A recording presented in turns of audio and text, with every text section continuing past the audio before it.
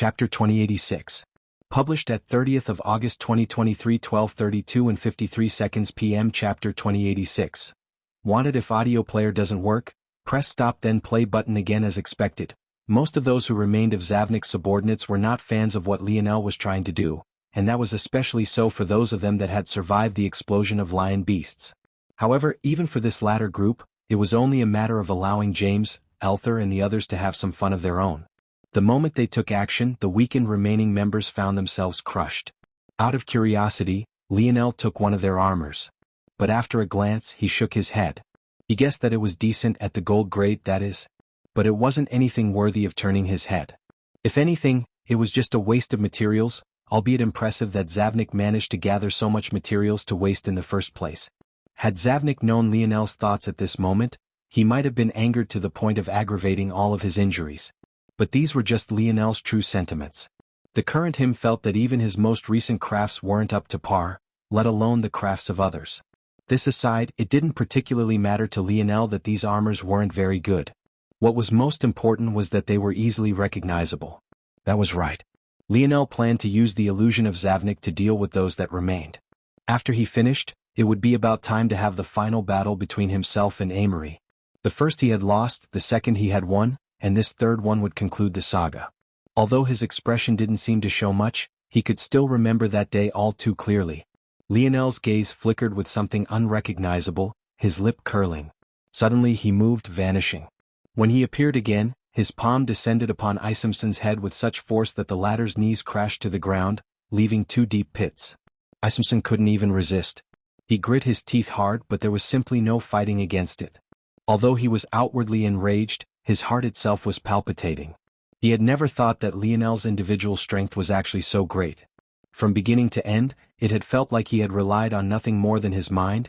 It was to the point that Isomson hadn't even reacted to Lionel's movement, not believing that the latter would dare to react. This sudden change didn't catch just him off guard, but the others who had been rounded up as well, not to mention the members of the Pious and Godlen family that were observing from the city walls. Their expressions all changed. One moment, Lionel was smiling, and in the next he had released an explosive energy they were certain over 90% of them couldn't hope to counter. And that was despite him not having stepped foot into the seventh dimension yet. "Don't glare at me," Lionel said with a smile. He bent down, resting the hamstrings on his heels as he looked the kneeling Isomson into the eye. With a flash, a strong violet force descended and Isomson felt as though his mind had been imprinted. "You probably don't need me to explain to what that is, right? Your only use to me is to command the rest of these people." Lionel spoke and then looked up. "As for the rest of you all, you will listen to him. Of course, if you're obedient and attack as I tell you, those of you that survive I won't touch. In fact, once I become the heir of the Morales family, I'll use my power to make sure that Zavnik can't target your families on the back end." I think you should take a look at the upper echelons watching this scene were probably grinding their teeth. To them, Zavnik was their leader and they understood the backstory behind all these matters. Unfortunately, these youths had no idea and ate Lionel's words up. Of course, they also believed that Lionel had no idea what was going on. If they knew that he was well aware, their teeth might very well shatter from grinding so much. The fact he knew made this matter all the more sinister. Hearing Lionel's words, the rounded-up subordinates slowly nodded. Those of them that had had hopes of becoming the new winners realized how foolish their thoughts had been. They had been crushed with just a little effort on Simona's part. How could they have lasted until the end? Lionel himself hadn't even made a move. In their eyes, Lionel was of course the greatest threat. The Pious family didn't compare to the Morales family, and it was Lionel who had crushed Zavnik's army with just a few words and schemes. So, the fact that it was Simona and not Lionel that crushed them made them give up all of their dreams before they could even manifest. As for those that had just wanted to last until the end and survive, Lionel's words about protecting their families were the greatest lure. Once again, just with a few seemingly minor and unimportant decisions, Lionel had dealt with the situation perfectly, gripping onto the weaknesses of both groups with just a single action. "Good," Lionel said with a light smile. "Your task is simple, the only thing you'll do is attack the spiritual's religion, just like you planned to do originally." The expressions of many changed. Without the backing of Zavnik and considering the fact most of their best elite troops had been crushed, this was practically suicide. However, in the end they could only grit their teeth. They truly didn't have much of a choice. Lionel nodded to himself. In truth, they were thinking too much. It was precisely because Zavnik wasn't present and the elite troops were nowhere to be seen that they would survive. What would one think if an easily recognizable army suddenly appeared without their centerpieces? Wouldn't they be wary? Wouldn't they be hesitant? Wouldn't they be on a constant lookout for where Zavnik might appear? And that was exactly what Lionel wanted. Chapter 2087. Published at 30th of August 2023 12:32 and 51 seconds p.m. Chapter 2087. Whetstone. If audio player doesn't work, press stop then play button again. The Suyard family had been very silent in this span of time. It could even be said that they were quite silent throughout the air wars. Amory hadn't seemed to be very interested in expanding his territory, and he hadn't even made much headway toward the ocean. In fact, his territory was actually quite a distance from the coast despite the fact that he did, indeed, control all the land between this place and it. From the beginning, the only large-scale clash that the Suyard family had had was actually against their only ally. It was quite ironic, actually. But other than this, Amory had truly not done much. It was as though he was waiting for someone he knew would definitely come. This stance by the Suyard family was truly baffling. That was because they were considered to be the de facto leaders of the sword families of the human domain, and unlike the Morales family that never really cared to gather up all the spear masters, the Suyard family actually had subordinated many of them. As such, if Amory had wanted, he could have been a lot like Zavnik, gathering up many heirs under his banner and using it to sweep through the competition. But he hadn't. Why would he waste his time with such a thing? He wasn't like the trash of the Morales family. The Suyard family had their own version of the air wars, but it didn't have the bounds of a competition, it didn't have a start date or end date, nor were there rules against killing. The only rule was that no one beneath the seventh dimension could be targeted, only then would they become part of the boundless competition. However, before even entering the seventh dimension, in fact even before entering the sixth, all of Amory's brothers had already submitted to him. He had been the decided leader of the Suyard family ever since he was 12 years old. He didn't have competition in his generation, nor did he take anyone seriously. Even his so-called fiancée, a half-spiritual, was no match for him. If it wasn't for the face of his family, he wouldn't have cared to come in the first place. In reality, he really only had two goals for this trip. The first was to conveniently deal with that guy they insisted on calling the Bow Deity. As far as he was concerned, that guy was far too annoying. Placing another on his level was a bit ridiculous. The second was even simpler, and that was to defeat whoever was last to remain and came to challenge him for ultimate victory. Nothing more, nothing less. He didn't really give a damn about anything else. And finally, it seemed that that day had come. Amory slowly opened his eyes. Up in the skies, a young man stood with a smile on his face, but just this simple smile made Amory's pupils constrict. That was because it was too casual, too relaxed. It felt like Lionel wasn't even here for him, but was rather here to conveniently deal with him since he was obstructing his path. Of course, Amory remembered that he had suffered defeat at Lionel's hands, but he never took that matter to heart.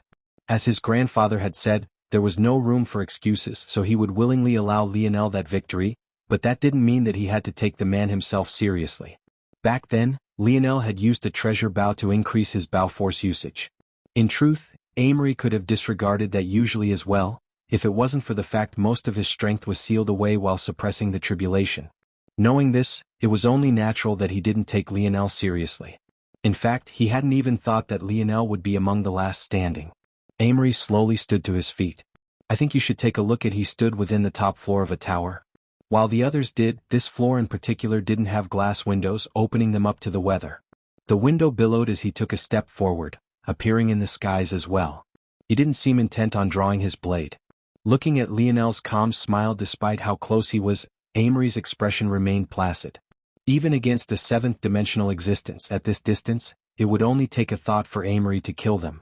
Suddenly, ching! The howl of a sword echoed and the violence of a sharpening blade split the skies. A rotating cyclone of sword force formed in an instant. It was so fast that its manifestation wasn't seen. However, the spiraling manifestation of spear force formed just as fast, rotating around Lionel's body and clashing with Amory's cyclone. Two young men stood in the skies, their force grinding against one another.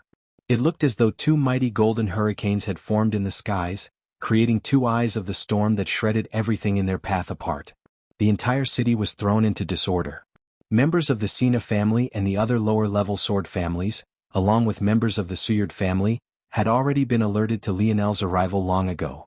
But before they could react, he had already made it to Amory, making them realize that this was definitely no simple opponent.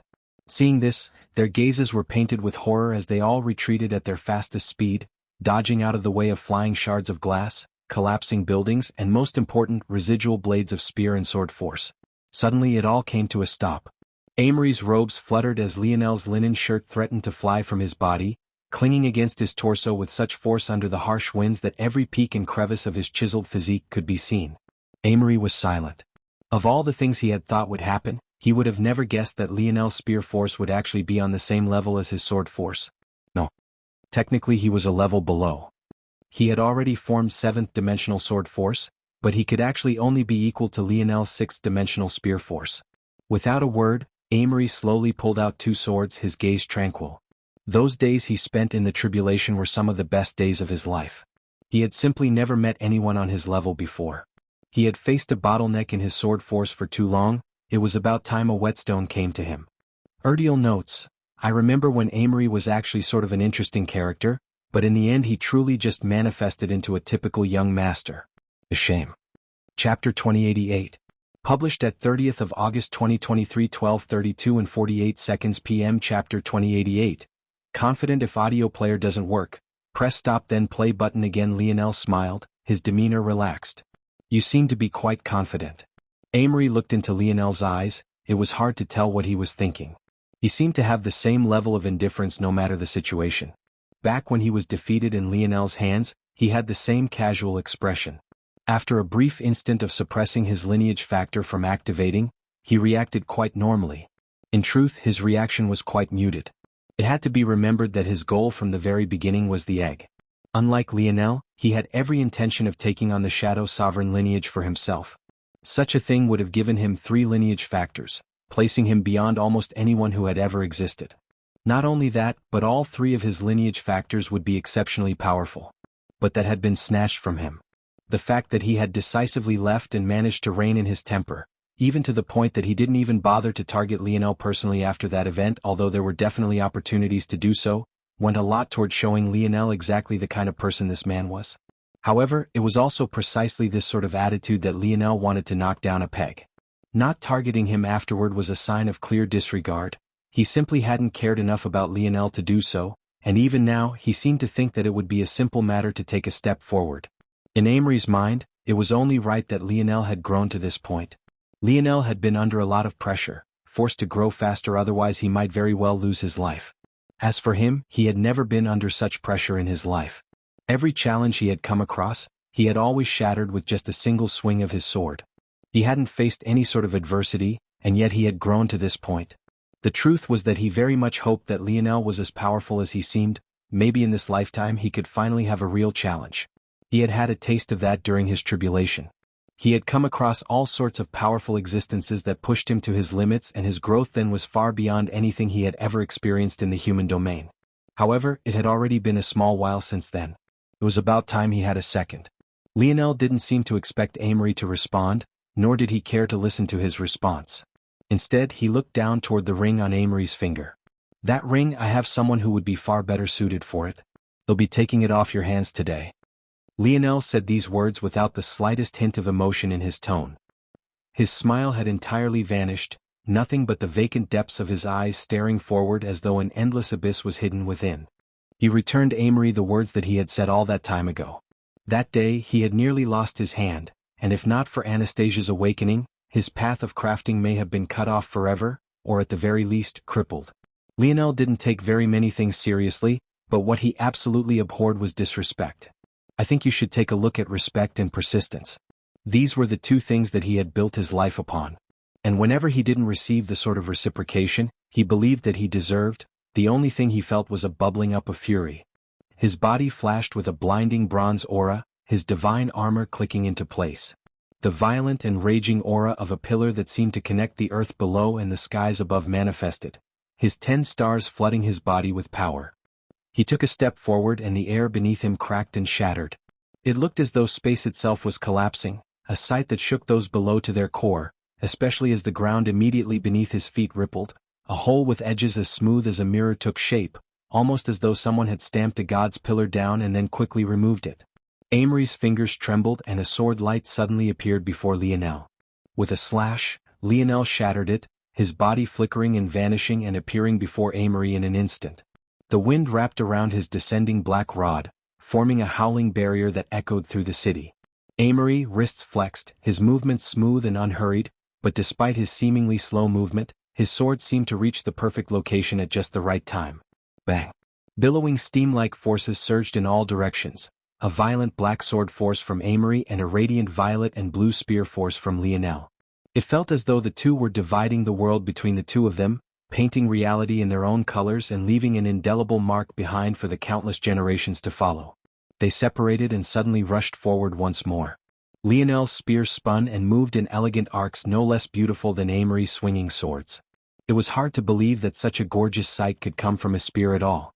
The Lionel of today and the one Amory had met couldn't even be said to be on the same level. That Lionel only knew how to simplify and use the crudest and most direct actions. This Lionel seemed to see the entire board, carrying both the systematic and rigid rules of the game, while also having the flair of ingenious, brilliant movement that could only come from a deep well of creativity. Every time they clashed, another large swath of the city collapsed, flattened beneath their might, but neither one of them seemed to be going all out. Their gazes seemed to clash more than even their weapons. They tracked one another through the air, the sounds and reverberating impacts of their weapons unable to obstruct their meeting eyes in the slightest. Chapter 2089. Published at 30th of August 2023 12:32 and 46 seconds p.m. Chapter 2089.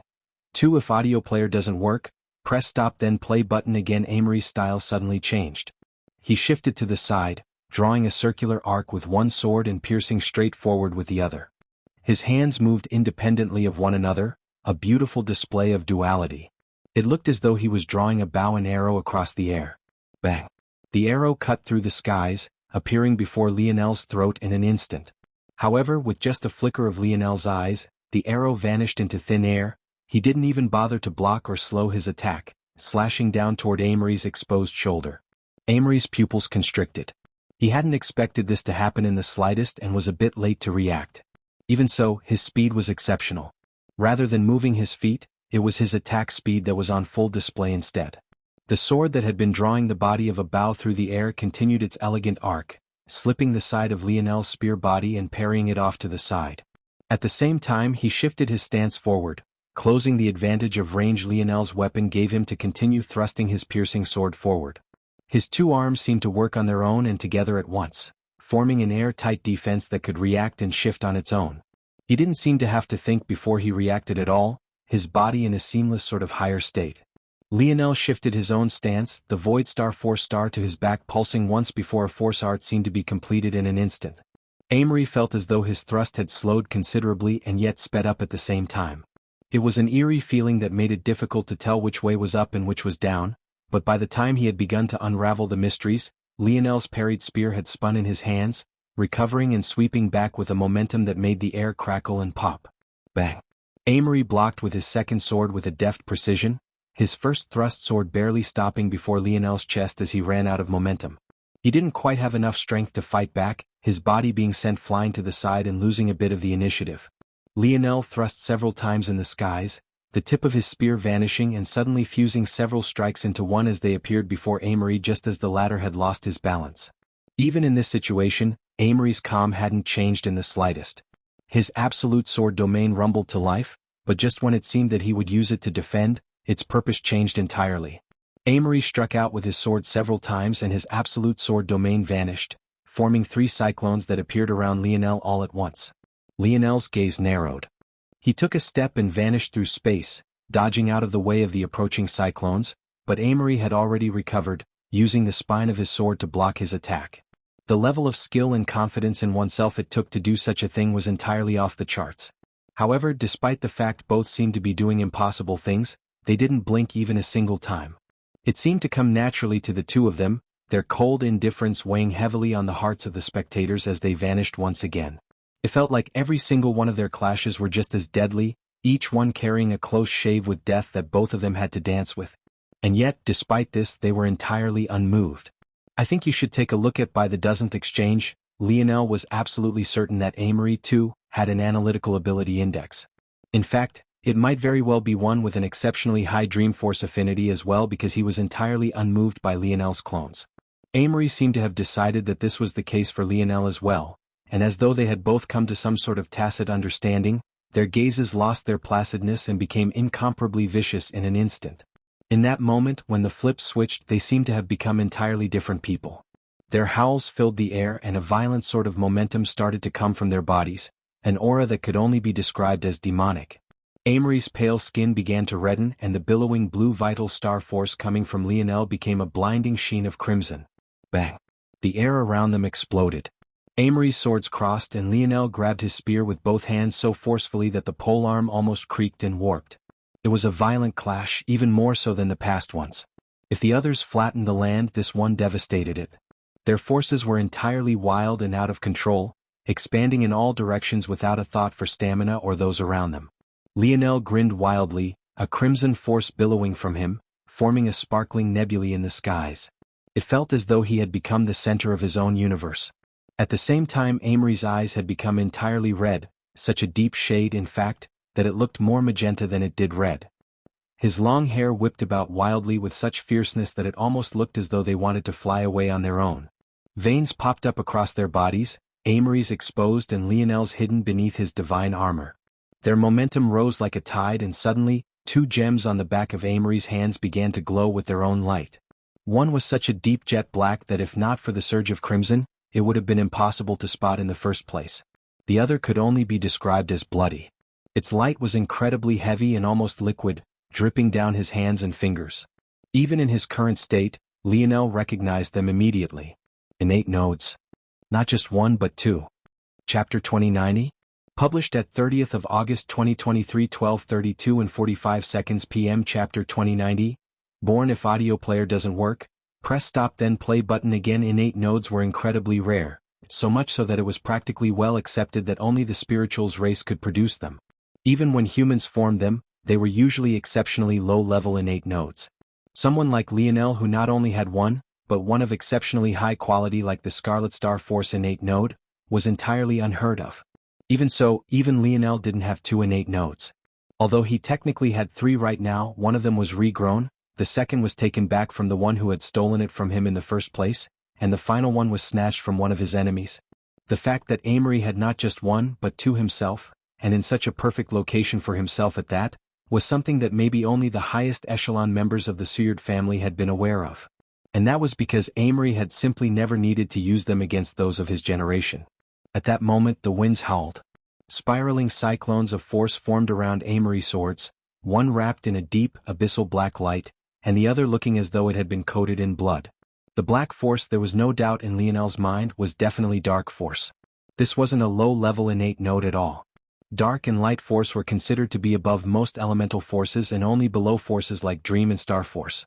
The fact that Lionel had had a light force affinity had already been a shocking matter to the people of Earth back when the metamorphosis had just descended, and that was the location with the greatest concentration of talent in the entire human domain. If he had been exposed to have a light force innate node, the reactions wouldn't have been so muted. But then there was that odd liquid red force. It looked almost like blood at first gaze, and Lionel had truly thought it to be a blood force innate node. However, the longer he observed it for, the more he felt that this was probably not the case. There was something different about this force. It seemed to carry a hint of water force, another hint of earth force, and a final hint of life force. That was when it hit Lionel. He had only vaguely heard about this force, and that was only after he had gone through the entirety of the Void Library. If not for this, he might not even recognize this force, much like he hadn't recognized breaking force back then. This was Gaia Force. This odd fusion of water, earth and life force was precisely Gaia Force. Its abilities were extremely enigmatic. Not only could it be extremely heavy, but it could borrow power from the earth and that of large bodies of water. This borrowed power would become the strength of the user, an almost infinite well of strength. Lionel was absolutely certain that it had more abilities likely related to why Amory had actually dared to use the imagery of a bow and arrow to attack him earlier. This wasn't for certain, but what was absolutely certain was the fact that this Gaia Force was most definitely a high-level force, a force on the same level as Scarlet Star Force without a doubt. It seemed that this was likely the reason the spirituals' religion had agreed to marry their demigoddess to him. Is that so? Lionel said lightly, his grin becoming wilder. 2 innate nodes? I have that too. Boom. Lionel's aura exploded forth like a collapsing star.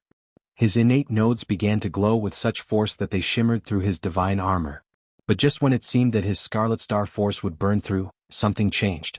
His armor trembled, its crevices beginning to glow with a crimson light. Just when the crimson light was about to take over entirely, a silver-gold light flowed to meet it. Two vein patterns, one red-gold and the other silver-gold, met and intertwined in a beautiful sort of dance. I think you should take a look at his Tier 1 armor was made of materials too weak to enter this state, but, who had said that he had shown everything his Tier 2 armor could do? Amory and Lionel stood off across from one another, their auras reaching their peak. At that moment, on the outside, sitting as the observers, the Suyard family stood to their feet. They had all felt that this matter would only end in one way, but they had never expected that even before the battle could ramp up, Amory had brought out one of his greatest trump cards so casually. He hadn't been pushed into a corner, his stamina wasn't running out, he hadn't even been injured yet, and yet he had chosen to make this move. There was only one explanation for why. He felt that Lionel was an equal opponent, and an opponent that he should go all out against before he lost the chance to. When they reached this conclusion, they felt that it was too difficult to accept. That was because there was only one person who was on such a level, and that was precisely the #1 queen beauty of this generation, the spiritual religion heiress. How could there be a second? Even with all of this said, Lionel and Amory seemed to have forgotten about the world all around them. As the skies collapsed and the ground crumbled, they stood in silence for just a moment before they clashed. Their speeds were so fast that their afterimages seemed to still be standing in the air, having not moved at all. In fact, their afterimages had yet to even fade by the time they returned to their same exact locations, blood trickling from both of their lips. Horns began to slowly grow from Amory's forehead as three tails extended from Lionel's back, growing so large that their swinging motion stirred the clouds in the sky. A silence fell. Bang! The aftershock of their exchange finally exploded forth, leveling the entire city to the ground. The human domain watched with rapt attention. Just how many trump cards did these two youths have? But most importantly, the spear deity seemed to have been born in that moment. Chapter 2091.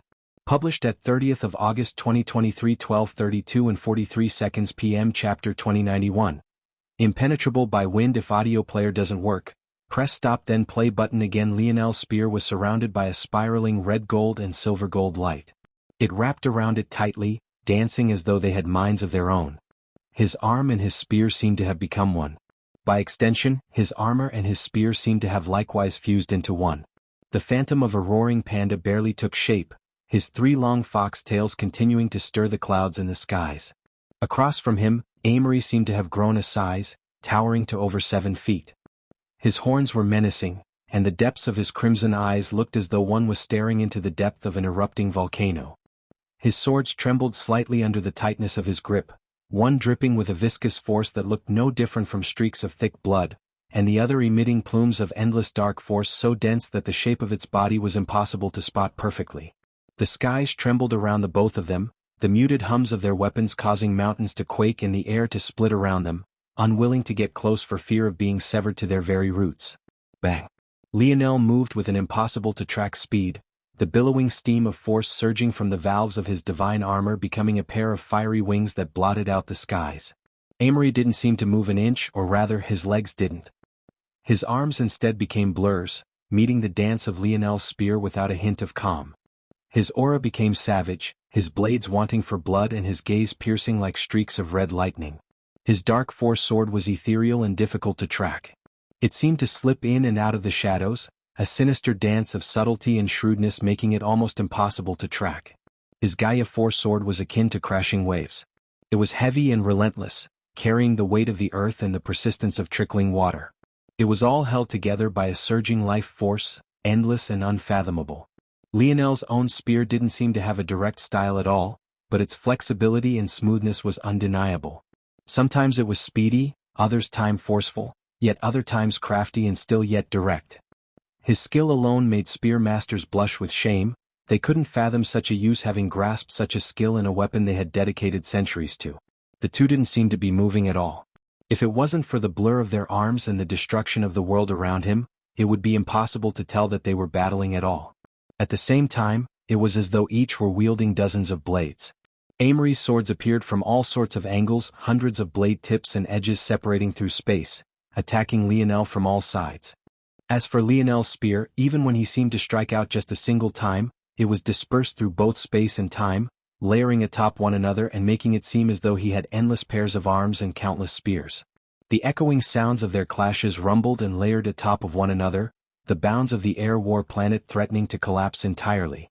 In the end, this wasn't a true eighth-dimensional world, although Elder Hito had simulated the pressure. It was ultimately just a world of the seventh dimension, and whether it was Lionel or Amory, I think you should take a look at both of them were true sovereigns. Streaks of golden sword and spear force blotted out the rumbling of the clouds. As darkness fell, it felt as though the brightness of the sun was still present among them all. Lionel's Scarlet Star Force constantly fought to erode Amory's Gaia Force. At the same time, Amory's Gaia Force was like an anchor, sinking into Lionel's endless streams of fire and stripping them of their strength. At the same time, Lionel's Emulation Spatial Force forced Amory's Dark Force to continuously manifest itself. Under its strength, it was as though it wasn't allowed to be formless and shapeless, grasped by the power of Lionel's control over space. Whether it chose to hide in the shadows or manifested within reality, it would be found nonetheless. Only the ancestors seemed to realize that the battle of this pair of sword and spear sovereigns were occurring both in reality and within the void. The amount of foresight and skill it was taking for the both of them to display this kind of strength wasn't something that should have appeared in the younger generation. Amory's wrist twisted, his dark force sword suddenly losing all form. It wasn't just the force but rather the blade itself that had vanished. In that moment, it became clear that Amory's sword was actually of the life grade. Lionel's spear missed it, unprepared for this sudden change, and his shoulder was pierced. Despite the sudden change, Lionel didn't seem to react in the slightest. His Scarlet Star Force circulated and crushed the dark force that was threatening to enter his body. At the same time, his spear, which had missed its target, didn't pause or stop for even a moment, shredding a path into Amory's shoulder instantly as well. The two drew blood at the same time, retreating a step before exploding forth with an even greater power. At that moment, just as suddenly as the last change, the darkening skies turned entirely black. A surge of universal force descended, basking Amory in an endless light that couldn't be seen by most in the slightest. Day and night were overturned, then reverted once again. It seemed that whichever sword Amory chose to attack with would decide even the state of the world itself. His power jumped explosively, and several cuts were torn into Lionel's armor. Lionel's gaze remained fiery and fierce, his spear changing to a more defensive stance. His spear blade became like a net, impenetrable by the wind, untouchable by the light, as vast as the skies and sturdy as the earth. His spear force trembled, streams covering him from all sides. Chapter 2092.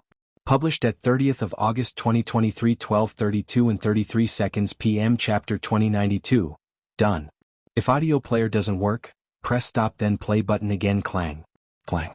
Clang. The rumble of Lionel's poem seemed to resonate with the world, dimming the depth of Amory's night and the brightness of his day. His defenses became airtight, his spearmanship taking another leap forward. The raging battle intent in his eyes seemed to become as calm as a chilly lake, but it was precisely this controlled battle intent that made one's heart grow cold. He took a step to the side, parrying Amory's assault. One spear to connect the earth and skies. Lionel's voice rumbled again, and his spear tip met the perfect crossing of Amory's two blades, thrusting through the two of them at precisely the same time and disrupting the flow of his attack. A streak of spear light shot through the vast darkness above, becoming a dividing sign between Amory's natural light realm and the rest of the world. Amory's swords flew to the side and he was forced to take a step back, the strength of Lionel's spearmanship throwing him off balance. But even so, his gaze only gained a fiercer depth to them. His natural light realm changed once again. If before Lionel's, one spear to connect the earth and skies, had been the dividing line, at this moment, Amory himself was the dividing line. It was as though he became the center of the world, his dark force sword holding the night and the Gaia force holding the day. The fierceness of the glow of his innate nodes continued to grow, each becoming the center of their own world. Amory's horns sparked, sharp, howling sword chi spiraling around each one of them. His Gaia force sword rose and the world seemed to fall into silence. The echo of Lionel's poetic words dimmed and faded entirely, the strength of his spear dimming considerably at that moment. To Lionel's astonishment, Amory hadn't actually learned the complete universal force. Universal force was difficult enough to learn normally, but to learn the true version like Lionel had, and apply universal force to all aspects of his ability, was even more difficult. Lionel didn't believe for a second that Amory didn't have the strength to learn true universal force, or more accurately, the talent. But Amory had made the conscious choice to only learn universal force for his sword force. At first, Lionel didn't understand why this was, but now he had. Amory dedicated his life to the sword in a way that Lionel had never done for the spear or even the bow. And his universal force reflected exactly that. Boom. Amory's sword streak carried the profundities of the day. The Gaia force swallowed up everything in its path, swallowing up more universal force than Lionel had ever seen in a single instance. He was taking advantage of the strength of his devoted focus toward the sword to manipulate the universal force in a fashion that Lionel had simply never seen before. He traded versatility for complete mastery, and now this singular strike felt as though it couldn't be blocked. In fact, even as he swung this strike, Lionel felt that Amory was making small changes to his stance even as he moved. He was improving in real time. Lionel suddenly grinned.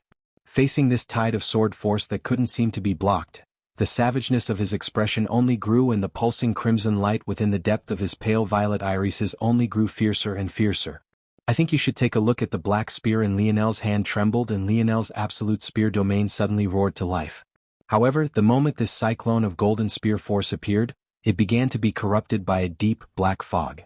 It grew deeper and deeper until the point it had swallowed the entire cyclone, and an enormous sphere of dark force enveloped Lionel and Amory before anyone could react. The strength of Amory's strike fell by half instantly.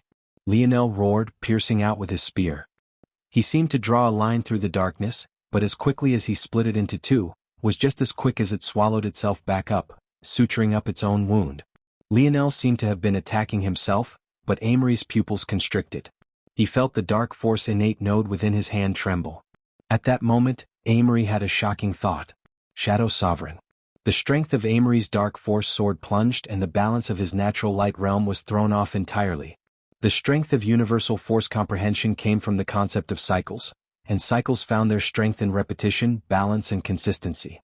With one of the cycles being thrown off, the balance plummeted considerably. How could the dark force maintain its proper strength beneath the might of a Shadow Sovereign? With this spear in hand and its domain deployed, the strength of Lionel's dark force skyrocketed while Amory's became all but useless. Shadowless. Lionel spoke lightly and without much effort, but his words rumbled through the darkness, echoing into infinity and multiplying over themselves. It sounded as though not just one Lionel had spoken, but a countless number of them. It layered atop his comprehension, resonating and increasing the strength of his spear. At the same time, his gaze glowed with a blinding violet radiance. He had activated Emperor's Edict, fusing its capabilities with his shadow world and increasing its strength to control the world. After speaking such a word, his spear seemed to be both nowhere and everywhere at once. Amory didn't know how to begin to defend because there didn't seem to be anything to defend against. Beseech you. The world fell into silence. Even in the darkness, the capabilities of Ancestor Hito were unmatched in this regard. Everyone could see the scene exceptionally clearly. Amory's head had been pierced through. Lionel stood proudly in the skies, his spear blade having split Amory's forehead in two. Their gazes met, and the raging battle intent hadn't faded even in the slightest. Many held their breaths. Even at this moment they couldn't believe what they were seeing. Lionel had truly done it. Chapter 2093? Published at 30th of August 2023, 12:32 and 29 seconds p.m. Chapter 2093, 333. If audio player doesn't work, press stop then play button again. Those words that Lionel had spoken seemed to echo in their minds again. It had been too long since he had killed anyone of note, so they had forgotten. But at this moment they were reminded once again. As many as he came across is as many as he would kill. He had spoken those words boldly and beneath the disdain of many. But weeks later, the crowd seemed to have grown stunned to the point of being numbed. He had really done it. Even when Amory, the treasure of the Suyard family, stood before him, he hadn't hesitated to strike to kill for even a single moment. At this moment, the weight of what Lionel's actions really meant were slowly sinking in. However, it was right then that the situation suddenly changed. Amory, who should have been on the final legs of life, suddenly reached up and grabbed Lionel's spear.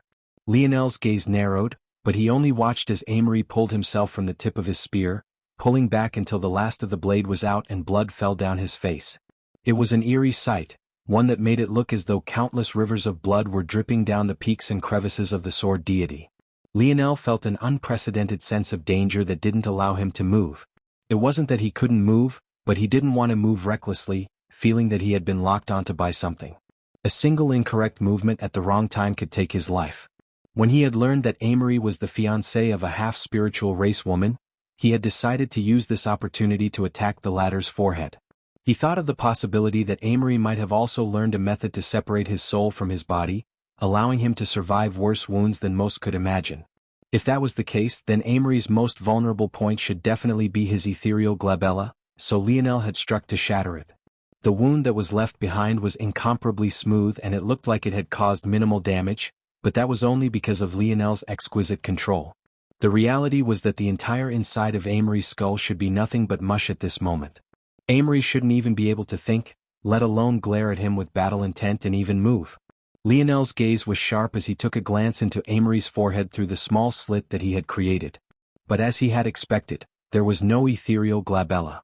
Even though he had expected this after Amory's unexpected survival, seeing it still left him in some shock. Amory's Gaia force surged and he trembled just once before a large amount of life force from the ground below and water force in the air began to fuel him, quickly healing the wounds on his forehead until it was completely smooth. Even so, it did nothing to change the blood that had already streaked down his face. With his horns and his demonic presence, it truly made him seem to be a devil incarnate. Amory took a breath and exhaled. Indeed, only in a battle of life and death can a person break through. This must be how you improved so quickly. After these air wars are finished, I will leave the human domain. I would be 10 times more powerful than I am now if I didn't have the protection of the Seward family. The hand that Amory had used to grab Lionel's spear trembled once again and his sword surged into it, slapping into his palm with a satisfying echo. With a tremble, his aura changed entirely. The dark and light skies above vanished. As though the atmosphere had been ripped away, for as far as the eye could see, only a vastness of twinkling light could be seen. It felt as though one was standing in an observatory, standing in the middle of a dome of starry lights that grasped the soul. Stars streaked across this canopy, howling with an intent of the sword. From time to time, these streaking stars would flash again, each time exhibiting another facet of a sword's beauty. It felt vast and endless. Lionel was certain. Amory's universal force had broken through, leaving behind the natural light realm to enter the cosmos realm. It was well known that the universal forces were the only method through which those of lower dimensions could battle those above them. Of course, the likes of Lionel and Aina had proven this to be untrue, as overwhelming talent and comprehension of force manipulation could do the same. The Four Seasons realm allowed those of the fourth dimension to battle those of the fifth. The natural light realm allowed those of the sixth dimension to battle those of the seventh. And the cosmos realm allowed those of the seventh dimension to battle those of the eighth. I think you should take a look at. Suddenly, the gap between Lionel and Amory had become insurmountable. It was as exaggerated as the difference of night and day that had just been displayed. Even so, Lionel suddenly chuckled. His unmoving body suddenly relaxed. So is that what it was? Interesting. Ziggy. Lionel swiped his spear across the air twice in quick succession, leaving behind a howling and sharp wind. With a flicker, his armor shone and the silver-gold lights took a more prominent role. At that moment, just a single clone was formed, splitting off from Lionel's body. Amory's gaze suddenly narrowed. He actually couldn't tell even after a second glance which was the clone and which of them was real. What made it even more difficult to accept was the fact that the clone, or at least the one that wasn't holding a spear currently, flipped his palm to reveal a bow he recognized all too well. The white lion bow. The body of the clone trembled, a heart-shuddering aura taking shape as he vanished, appearing high in the skies and pulling back his bowstring. That's fine. Since one of me isn't enough, two will be. Lionel's stance shifted, his back leg gliding back in an elegant arc. The forces of the world fell into silence. I'll give you some advice, Lionel said lightly. You have exactly 333 exchanges to kill me. Lionel's clone's bowstring reached a full moon. Amory's heart skipped a beat, a shocking pressure suddenly descending and causing his gaze to narrow. He couldn't believe that this sort of pressure was coming from Lionel. Could it be that even until this point, Lionel was still holding back? He found it difficult to believe. The forces around Lionel began to shimmer with a soft light, small and delicate lines of wavy fog emitting from his body. The arc that his back foot had drawn took form, shaping the first line in a mysterious force art. At the same time, the same thing occurred to his clone high in the skies. A second piece of advice, Lionel grinned. You had better kill the both of us within that time frame. Lionel's spear shuddered and he suddenly moved. All the world could seem to focus on was the fluttering blade of his spear. Chapter 2094. Published at 30th of August 2023 12:32 and 26 seconds p.m. Chapter 2094. Bleeding. If audio player doesn't work, press stop then play button again. Lionel's aura flourished, the accumulation of force in the surroundings surging toward him in violent tides. It felt as though the entire world was in the palm of his hands, forces of all kinds being stripped of their character and uniqueness to fuel the strength of his spear force. Amory's gaze narrowed once. 300 attacks? Wasn't that just child's play? He took a step forward, his sword light descending before it seemed that he had moved at all. It felt like his sword had a mind of its own, almost as though it wasn't just an extension of his arm, but its own living, breathing existence. The rippling of the stars above reacted to Amory's movements, descending toward Lionel with a menacing light.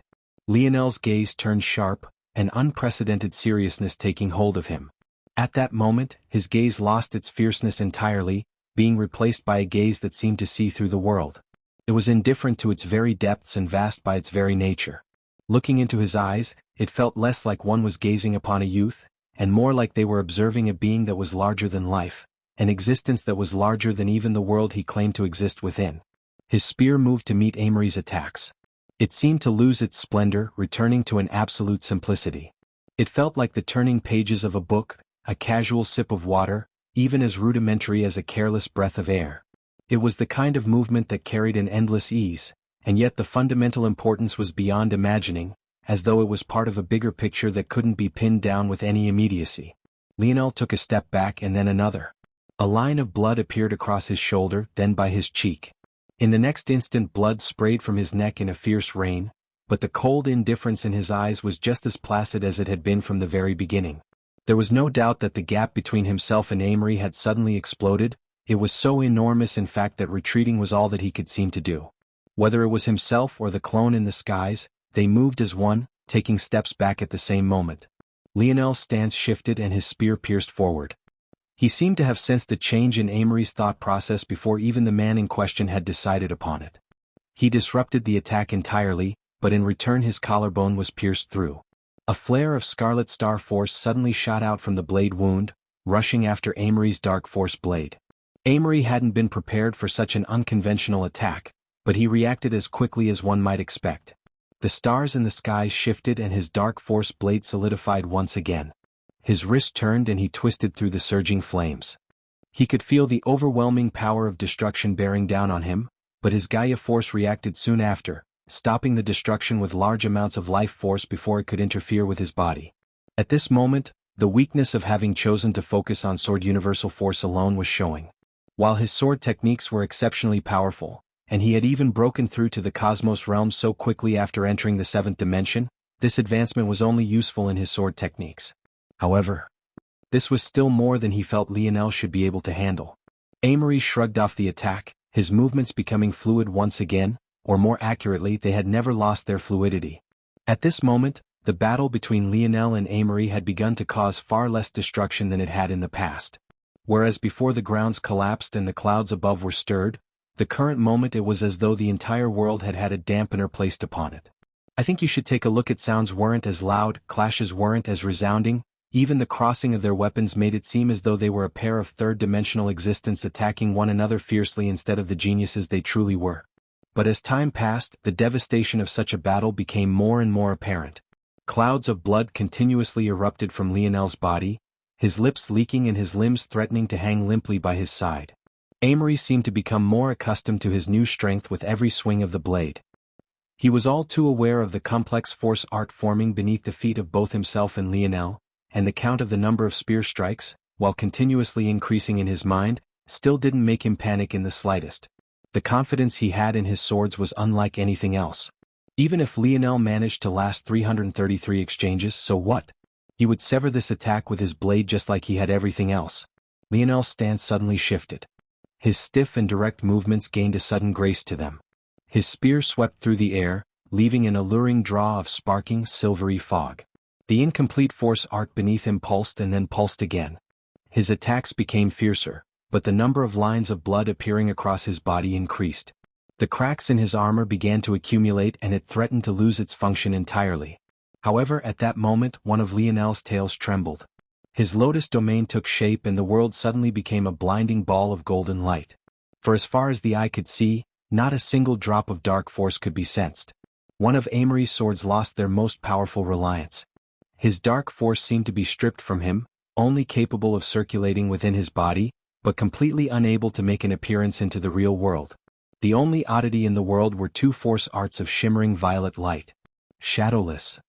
Lionel's deep voice echoed once again. Chapter 2095. Published at 30th of August 2023 12:32 and 24 seconds p.m. Chapter 2095. 332 If audio player doesn't work, press stop then play button again. Amory's pupils constricted. This attack was one that he hadn't been able to sense the first time, but almost as soon as his heart skipped a beat, he regained his composure. His sword seemed to improve once again. Clang. He struck out without even looking, his blade parrying Lionel's strike. Lionel's spear faltered and his force art flickered, threatening to collapse. The greatest weakness of his spear dance technique was that every stroke had to be perfect. If he made even a single mistake, he would need to start again from the beginning. This was only the second time he had used such a technique, and it was even in a completely different situation than the first time, but Amory had actually reacted to it even quicker than he had the first time. Not only had he reacted faster, but he had not just blocked, but even parried it. A sword blade entered Lionel's chest, just barely missing his heart but still tearing a hole right through his lungs. Before the sword force could explode, Lionel's cold, indifferent gaze flickered with a slight violet light. He activated Emperor's Edict, fusing it with his mother's bubble world technique. He had long since realized that these two techniques had the very same foundation. He contained Amory's sword strike, and in an odd occurrence, the blade separated into two pieces almost as though the front of Lionel's body had become a portal to his back, but leaving his body itself entirely unscathed. The explosion of Amory's sword force occurred to Lionel's back, a strong spatial force warping its location. Lionel's spear recovered quickly, his eyes flickering with a calculative light as he adjusted and made up for the mistake. His body spun out of the way, his spear arching backward, sweeping down and then up once again, forming a gorgeous semicircle of golden spear force that ascended right toward Amory's head. Lionel's spear tip and Amory's sword tip met perfectly. Lionel was forced into a strong retreat, but his spear seemed to use the momentum of Amory's retaliation to draw another elegant arc through the air. Amory's gaze narrowed. He could feel the pressure of Lionel's spear strikes increasing. It had already been over 200 exchanges, and though Lionel was in a sorry state, Amory could feel that the accumulating power in his spear was only increasing. Lionel himself felt that his understanding of Amory was quickly deepening. The two had both stopped using their ability indexes at once, and they had once again both started using them again at the same time. He was certain. Amory's ability index was very much similar to Aina's, however it wasn't related to self-healing or blood sovereignty. Instead, he seemed capable of improving extremely quickly. It hadn't been obvious before because he had been at the bottleneck of the natural light realm, but the moment he crossed into the cosmos realm and gained so much room to improve, it was as though he was riding with jet fuel in his sword.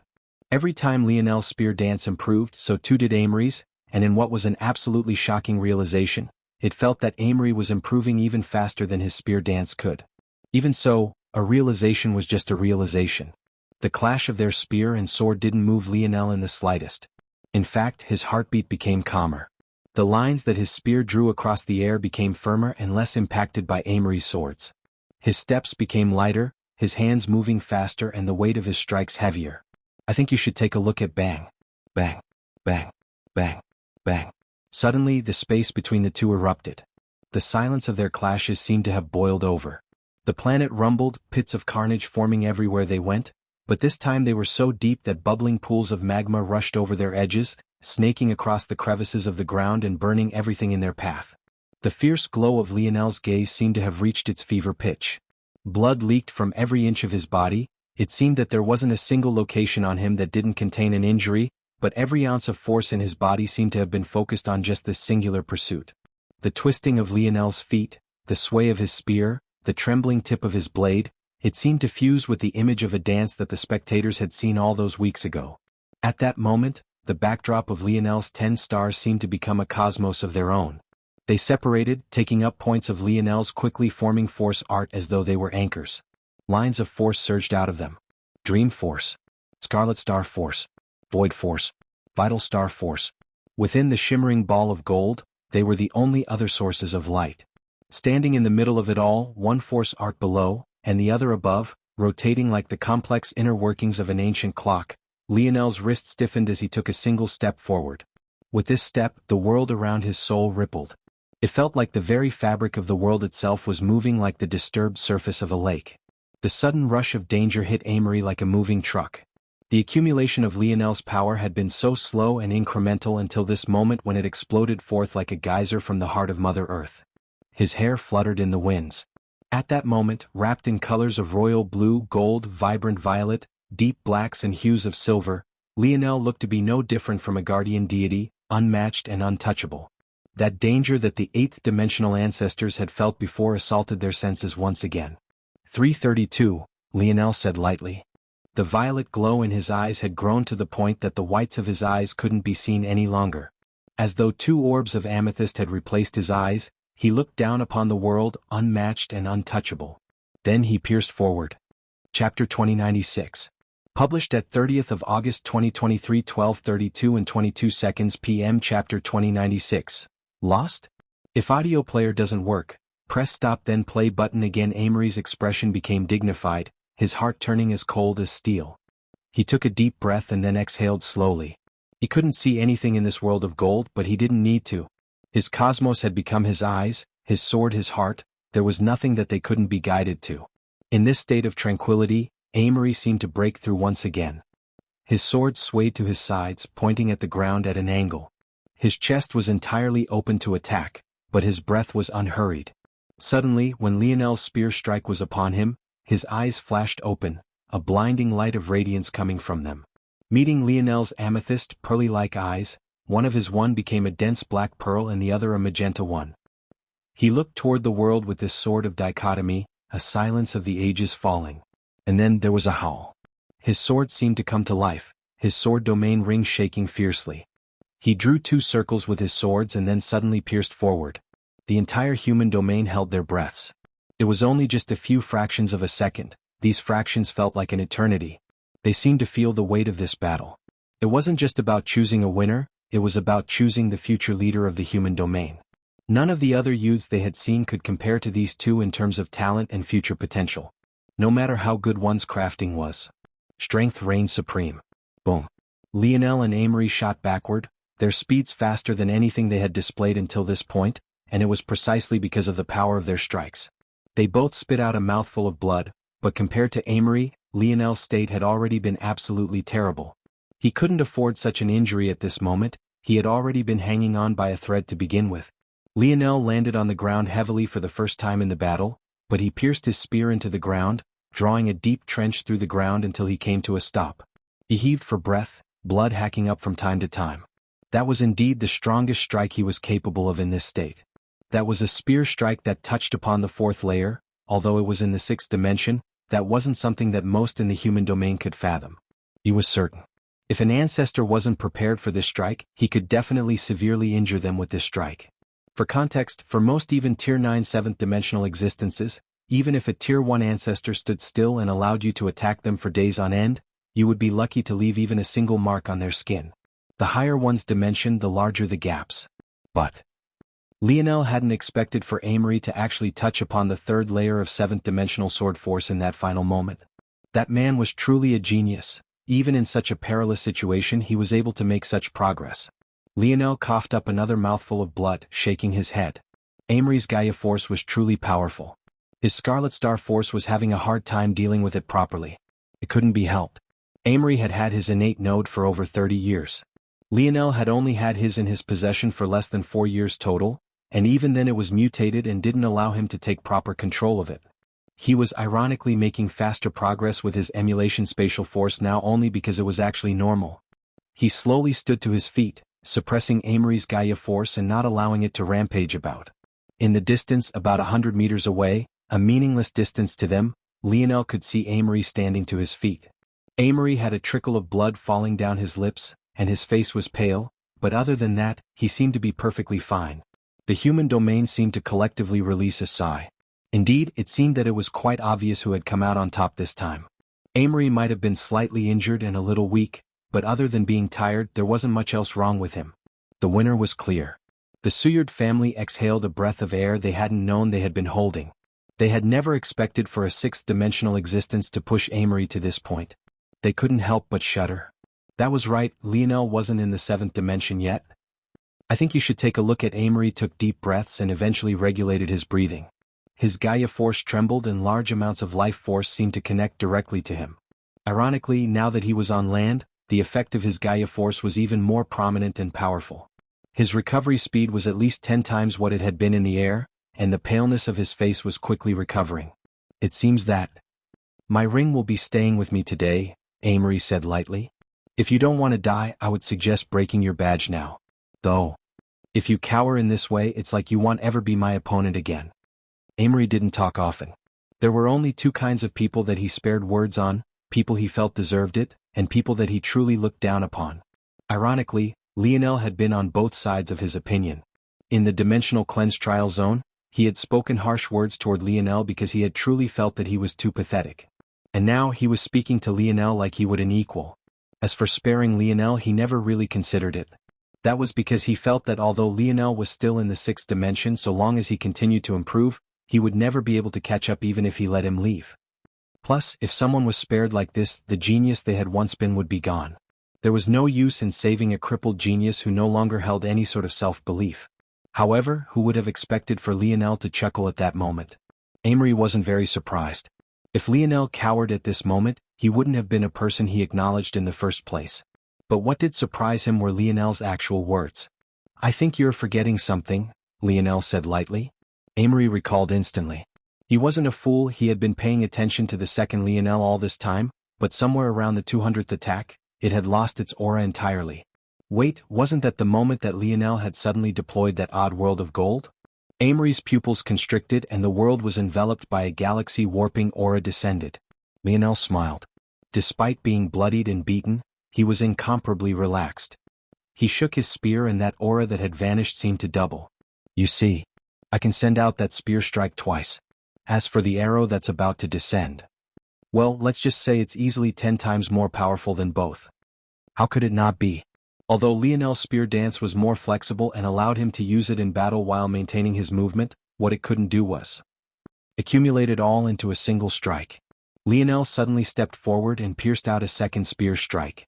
Amory's hair stood on end. He had yet to accumulate enough himself to parry, although he was recovering quickly, it wasn't quickly enough. He couldn't even deal with this second spear strike. How would he handle the arrow that was coming? He had actually lost. Chapter 2097. Published at 30th of August 2023 12:32 and 20 seconds p.m. Chapter 2097. I was wondering.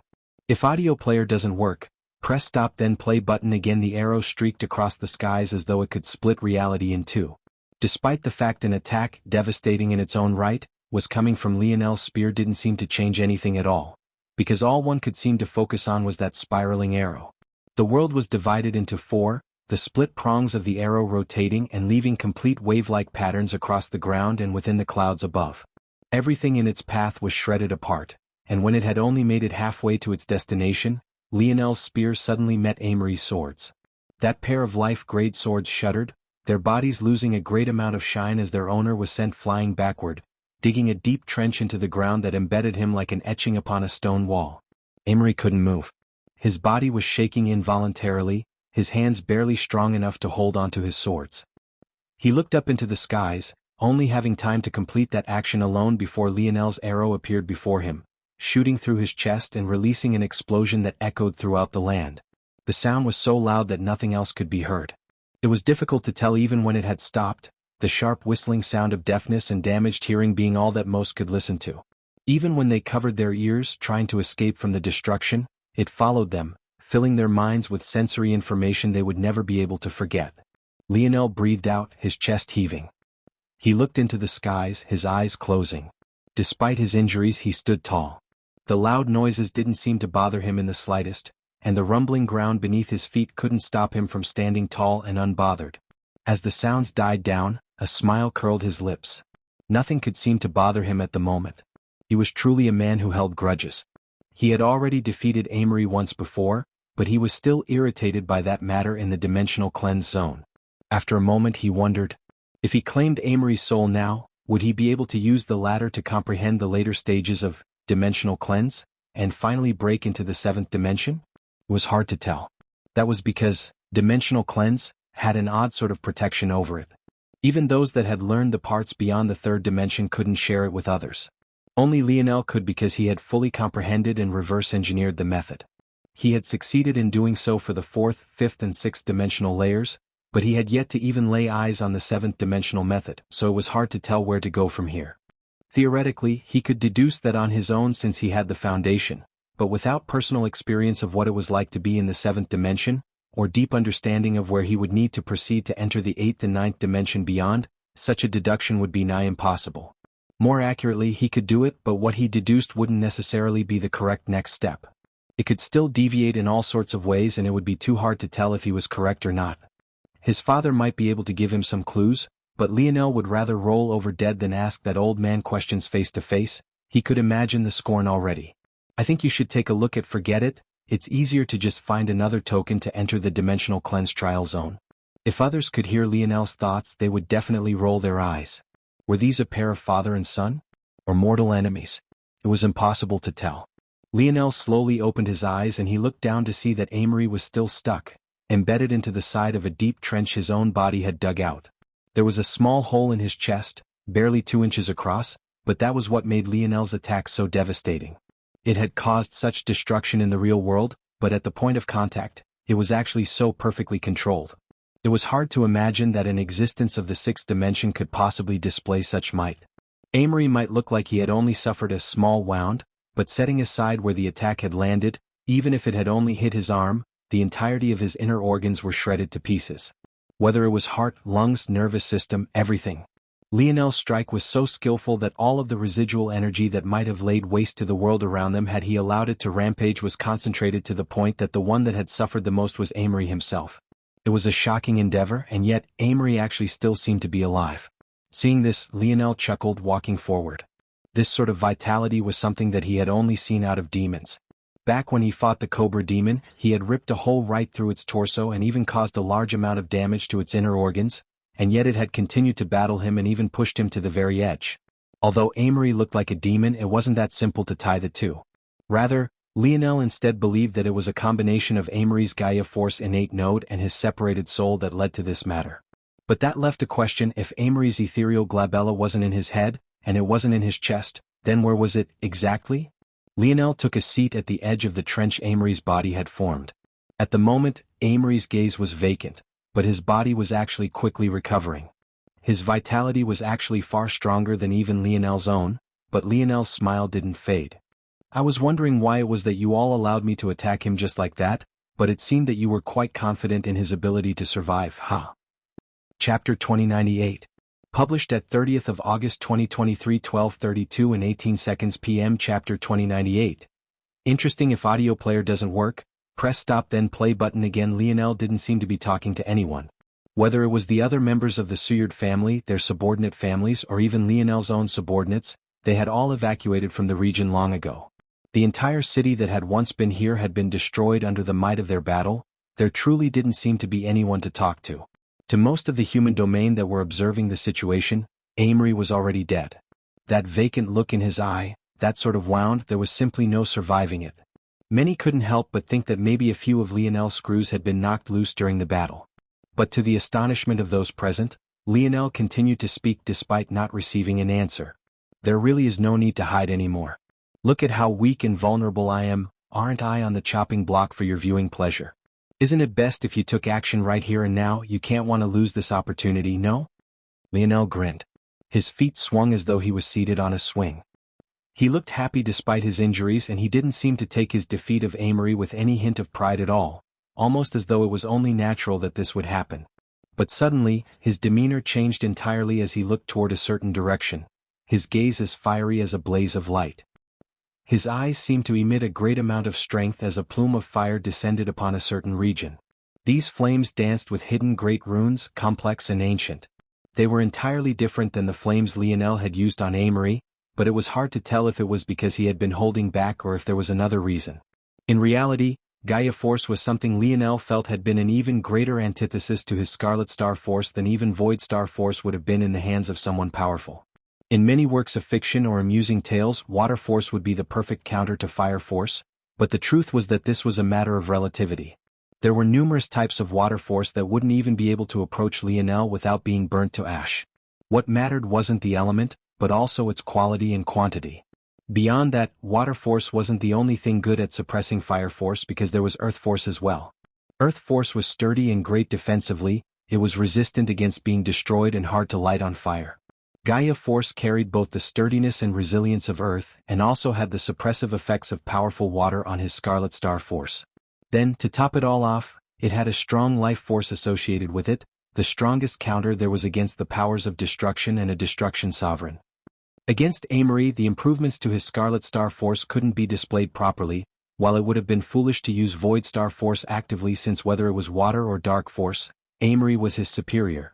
Now that he wasn't facing Amory who countered him so perfectly, the strength of his Scarlet Star force flourished in its truest light. However, before it could descend on its target location, a shadow shifted out of the way, quickly forming.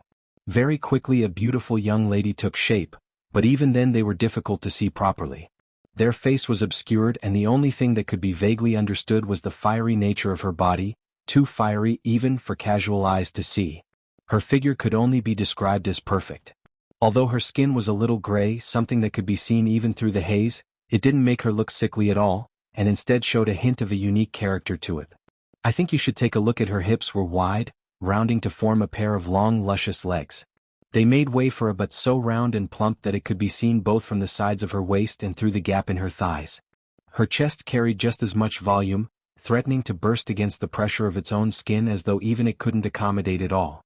And yet, despite the fiery nature of this woman's figure, she chose maybe the most dangerous kind of clothing to cover it with. Her chest was bound by nothing more than a nipple pasties, a black, metallic, circular object that was connected to nothing other than her breasts. Although there were chains of black around her shoulders and collarbone, they seemed to be there for nothing more than decoration because they hardly covered anything, leaving very little to the imagination. Her bottom half was hardly any better. The thong she wore was entirely strapless. The part of it that covered her front was shaped like a black metallic leaf, while the back of it was entirely swallowed by those two round cheeks. This sort of clothing was definitely something that should appear in one's private bedroom and not out for so many to see, even if it was somewhat obstructed by a haze, but this woman clearly didn't care in the slightest. Interesting, Lionel thought. She has the same ability index as Arthur, but for dark force instead. Rare, very rare. Arthur is the only one I've seen with an ability index that allows their entire body to turn into an element, and she's the second. Lionel was unmoved by the sight before him. She might as well have been a piece of meat on a butcher's table. Instead, when he spoke, he didn't seem to be satisfied with this alone. Instead, his eyes shifted and landed on another location. This time, the existence that was hidden moved even before Lionel's fire manifested. This time the individual was quite clear to the eye. A shadow sovereign, Lionel smiled. This individual was none other than Zavnik, Third Nova. Lionel wasn't very surprised by this in the slightest, even when he felt that Zavnik had fully recovered. Chapter 2099. Published at 30th of August 2023 12:32 and 17 seconds p.m. Chapter 2099. Plop. If audio player doesn't work, press stop then play button again. Zavnik had already regained his calm. When he looked at Lionel, his emotions were unreadable. In truth, he hadn't expected for Lionel to actually win such a battle. Amory was arrogant, but he had the right to be. He was the reason why, despite the fact that the Morales had so many heirs in this generation, no one had spoken of the Suyard family's decline. He alone, with his sword, was enough to uphold the skies for them. He was an existence seen to be on the same level as Velasco. He was only over 25 years old, but he had already reached Tier 2 of the 7th dimension, and very soon he would enter Tier 3. He was an existence the likes of which very few could match up to already, and that was proven by him comprehending the cosmos realm. It had to be remembered that not everyone returned at the same time. Depending on their distance from Lionel when the formation had been activated, one could either return sooner or later during that 20-year span, and most had returned around 10 to 12 years ago. Amory, however, had only returned about 5 or so years ago. It went to show one just the kind of talent he had to reach such a state so quickly. After he returned from the tribulation, it was as though he had become an entirely different man. But it had all been useless before Lionel. Amory was born and raised seriously by the Suyard family from the moment he picked up a sword. Lionel had only returned to the Morales family a month ago. Amory had been training since he was a toddler. Lionel only began when he was 17 years old, and even then he had no sort of guidance aside from a silver disc and the memories of the experts in the spear domain ring, experts that Amory had access to on his own side. On top of that already 17-year advantage, Amory gained 5 more years of advantage thanks to the Cataclysm Zone. The gap between them was obvious and it was a shocking thing to accept. But what stunned Zavnik even more was maybe the implication of Lionel's words. What had he meant by those words? They didn't save Amory because they knew he could survive? By him saying that, didn't that mean? Zavnik's gaze turned serious. What? Not going to admit it? Lionel laughed. He had expected this. In order for Lionel to know the relationship between Zavnik and Amory, it would mean that he understood things he very much shouldn't have, like Zavnik's goals, who he was working for, what underbelly lay in the Morales family and when it might spring up upon them. But all of that was impossible. Lionel wasn't Second Nova, and even Second Nova couldn't claim to know so much. Lionel's laughter made Zavnik uneasy, and all the progress he had made to take the shadow of Lionel out from his heart and soul seemed to be crumbling before his eyes. When Lionel finished his next words, the viciousness that flashed in Zavnik's gaze couldn't be ignored. Are you shocked? You shouldn't be, Lionel smiled. You see, I'm very good at using small details to comprehend the bigger picture. Unfortunately, this partner of yours has very loose lips. You know, the first time I met him, it was just about 3 years ago. Well, it was 3 years ago to me. To all of you, it was probably closer to 30 years than it is to 3 by a wide margin. This guy was very arrogant back then. Poor little me was just in tier 1 of the 5th dimension, but he had already broken through into the 6th. Unfortunately, I didn't have the chance to avoid him because we were both seeking the complete layers of dimensional cleanse, and I had no choice but to battle it out with me. I was defeated, quite soundly, but this guy actually tried to take my spear domain ring. And do you know what he said back then? Lionel turned from Amory and looked to meet Zavnik's eyes. Zavnik felt as though his world was collapsing. He couldn't breathe properly, it felt like a hand was gripped around his throat. He said he knew someone would be far better suited to the spear domain ring than me. Can you believe that? What an arrogant bastard, right? He doesn't even use the spear, and look at how antisocial he is. Even his family had to arrange a marriage for him just so that he could have a wife. Where would he find someone he would give the spear domain ring to? Let alone someone that he trusted and respected enough to do so. I think you should take a look at Zavnik's hands were trembling.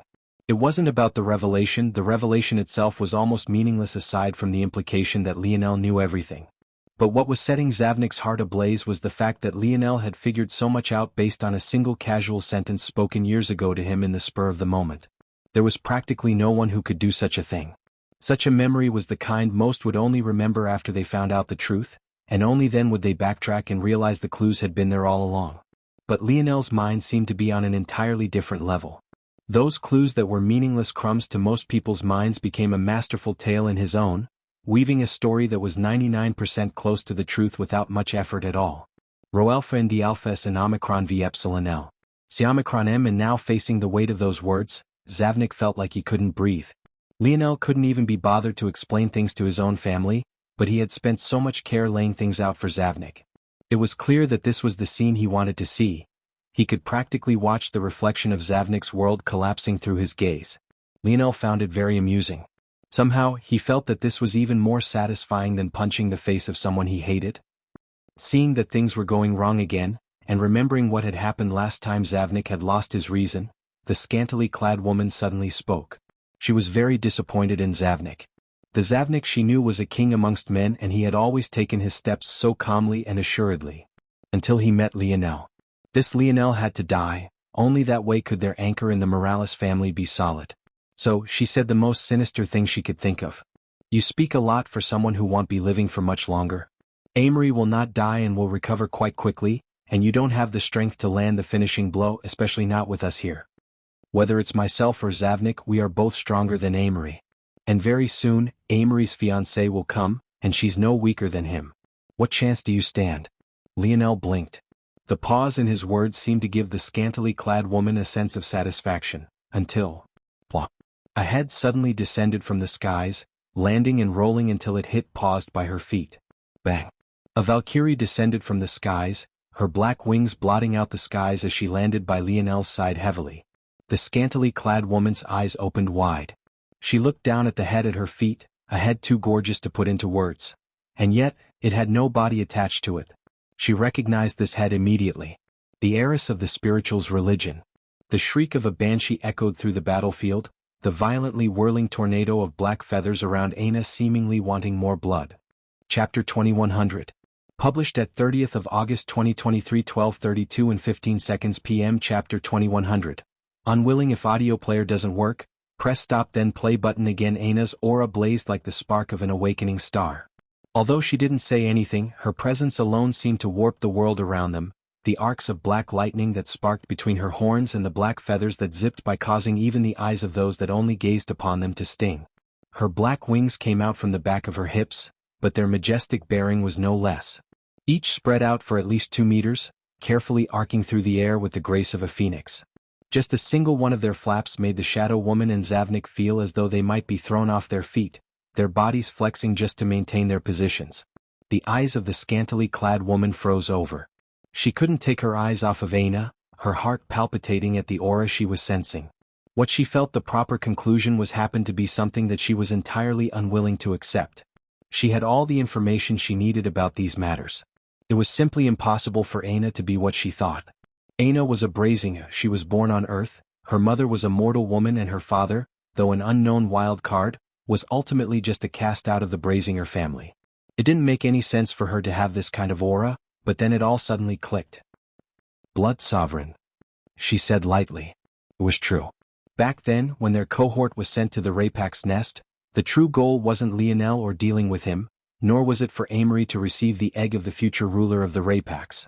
No, from the very beginning the goal had been Aina.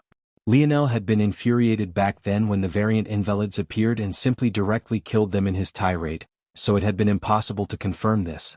The only one outside of the individuals related to the Three-Finger Cult who knew this with absolute certainty was Lionel's father. But just the same way Lionel hardly explained things to others, neither did his father explain things to him. Although Lionel had partially deduced this matter, there was still a limit to what he could do even with his intelligence when information was so limited, especially when there were so many other answers that likewise made sense. It also didn't help that the answer simply didn't seem all that important. Ever since they reunited, Aina had always been by his side or within range of a region he could act in. It didn't matter to him if the Three-Finger Cult were targeting her, because whoever came would simply have to face his wrath. In addition to that, since that moment the Three-Finger Cult seemed to have forgotten about Aina, having not chosen to make any other moves. It was hard to tell how valuable they saw Aina to be, or if they were aware that kidnapping her wouldn't suddenly make her come over to their side. The truth of this matter, though, was something that the Shadow Woman was well aware of. It wasn't that the Three-Finger Cult had forgotten about Aina, it was rather that someone had been born within their ranks that was far easier to make use of and just as valuable to them as a blood sovereign. Plus, after their first failure, the deployment of the Cataclysm Zone had caused them to believe Aina was dead and dealt with. Until she suddenly appeared once more years later. That was right, the Cataclysm Zone had been a scheme by the Three-Finger Cult to deal with the greatest threats of the human domain in one fell swoop. Not only would some of the most powerful experts be lost in a far-off land, but the future generations would have all been crushed in a single action. I think you should take a look at Rho Alpha and Alpha S Nu Omicron V Epsilon L Omicronum. Lionel had thought that this matter could have only been done by them, but he still didn't have an answer for. Why? What did they gain out of it? If the Three-Finger Cult knew that the Cataclysm Zone was the real world, wouldn't they know that sending them all there wouldn't accomplish anything? Even if they never managed to come back, wouldn't they just be able to live out normal lives in the real world? Of course, that was a matter of relativity. Everyone stuck in that zone would want to come back to something familiar, especially since they weren't aware of what the Dream Project was or what it represented. That meant that the more important question to ask wasn't this, but rather what in his simulation world was so valuable that the Three-Finger Cult would choose to continuously target it? Something wasn't quite adding up. Lionel didn't believe that the Three-Finger Cult would be able to access that world and yet be unaware of the simulation. In fact, he had already deduced that their 3 leaders had to have been from the Cataclysm Zone to begin with, so they most definitely knew. So why? He didn't have an answer, and his confusion wasn't something that this Shadow Woman would clear up, at least not willingly, and that was assuming that a lower-level character like her would even be aware of this matter to begin with. Instead, it was the Shadow Woman who was glancing at Aina with an enlightened expression, finally fusing the rumors she had heard with the woman before her. She sent a glance toward Zavnik and spoke. She's the Blood Sovereign. Zavnik's pupils constricted before his gaze became somewhat malevolent. He seemed fully prepared to erupt with his greatest strength now. However, Lionel was still sitting, unmoving. His ease despite the situation made him feel suffocated. That smile, whenever he saw that smile he knew that bad things would happen. Get up. Zavnik pointed toward Lionel, almost as though trying to command him to do something that made him feel more at ease. However, Lionel only chuckled. Chapter 2101. Published at 30th of August 2023 12:32 and 13 seconds p.m. Chapter 2101. Clear aura. If audio player doesn't work, press stop then play button again. Me? Get up? Can't you see how tired I am? I don't have the energy. Lionel suddenly yawned, his eyes even watering to complete the effect. He really seemed as though he might collapse and begin a long, comfortable napping session at any moment now. Veins bulged across Zavnik's forehead. His composure was entirely thrown into the wind. Those who had had great opinions of him in the past couldn't help but begin to second-guess their judgment. Was this really the Zavnik they had come to know? Lionel was right before him. Why wasn't he attacking?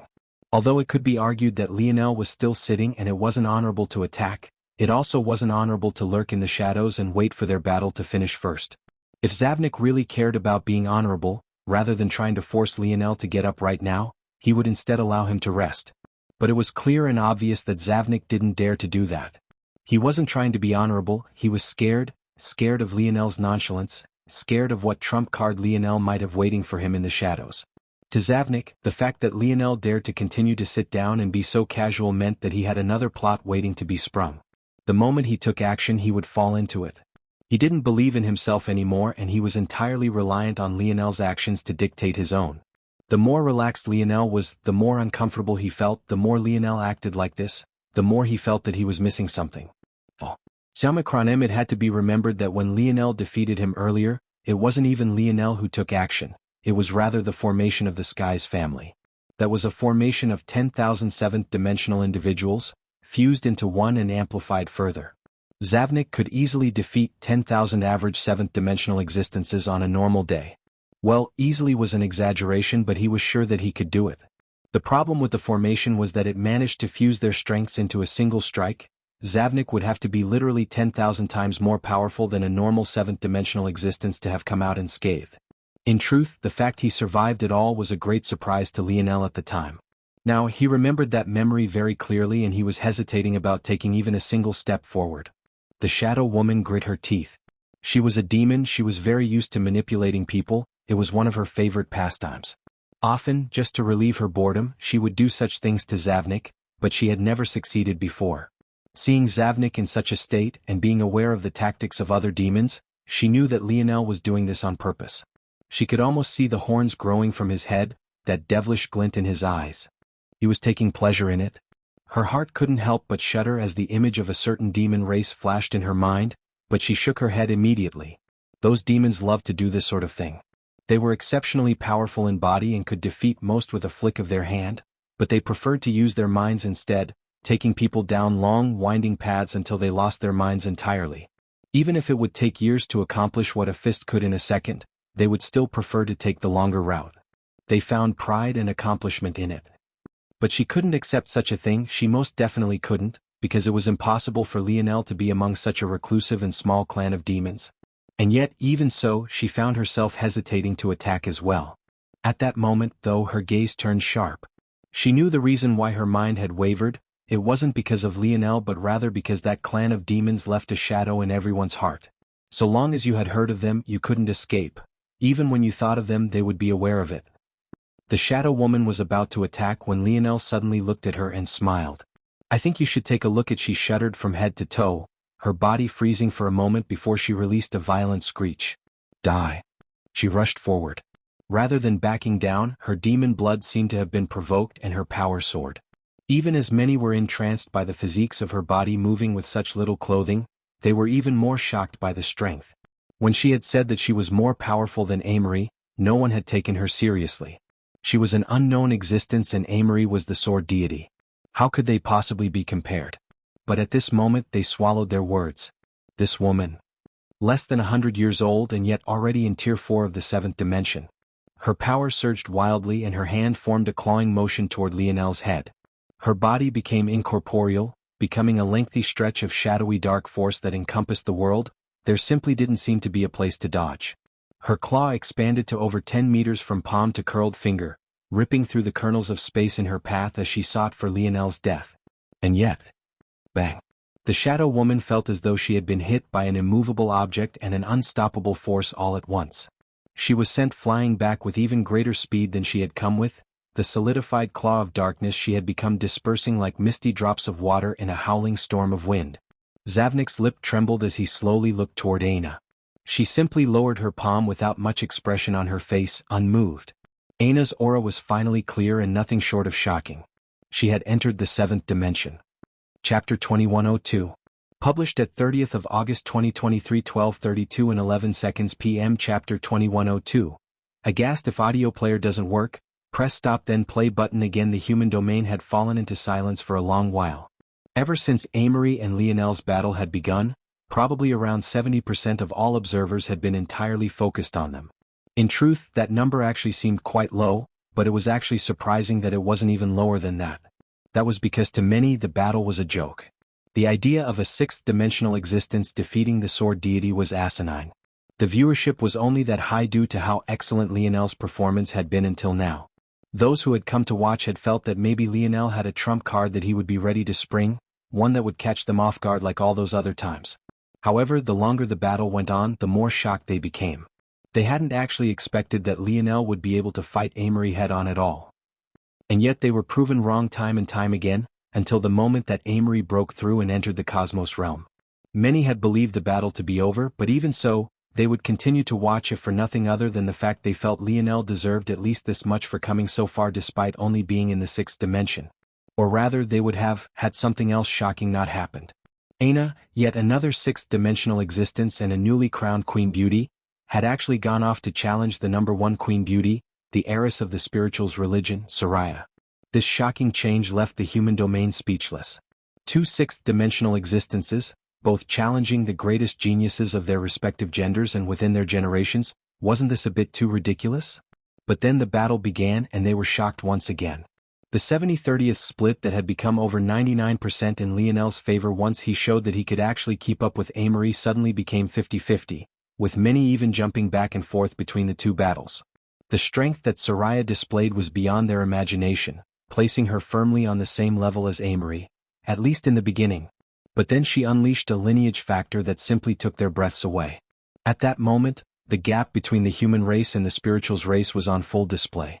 For such a thing to be an ability that was simply and casually passed down through blood wasn't something that the humans could fathom. It made the most powerful lineage factors of the human domain seem like nothing more than child's play. It was then that they came to understand that Soraya wasn't on Amory's level, she was actually a step or two beyond.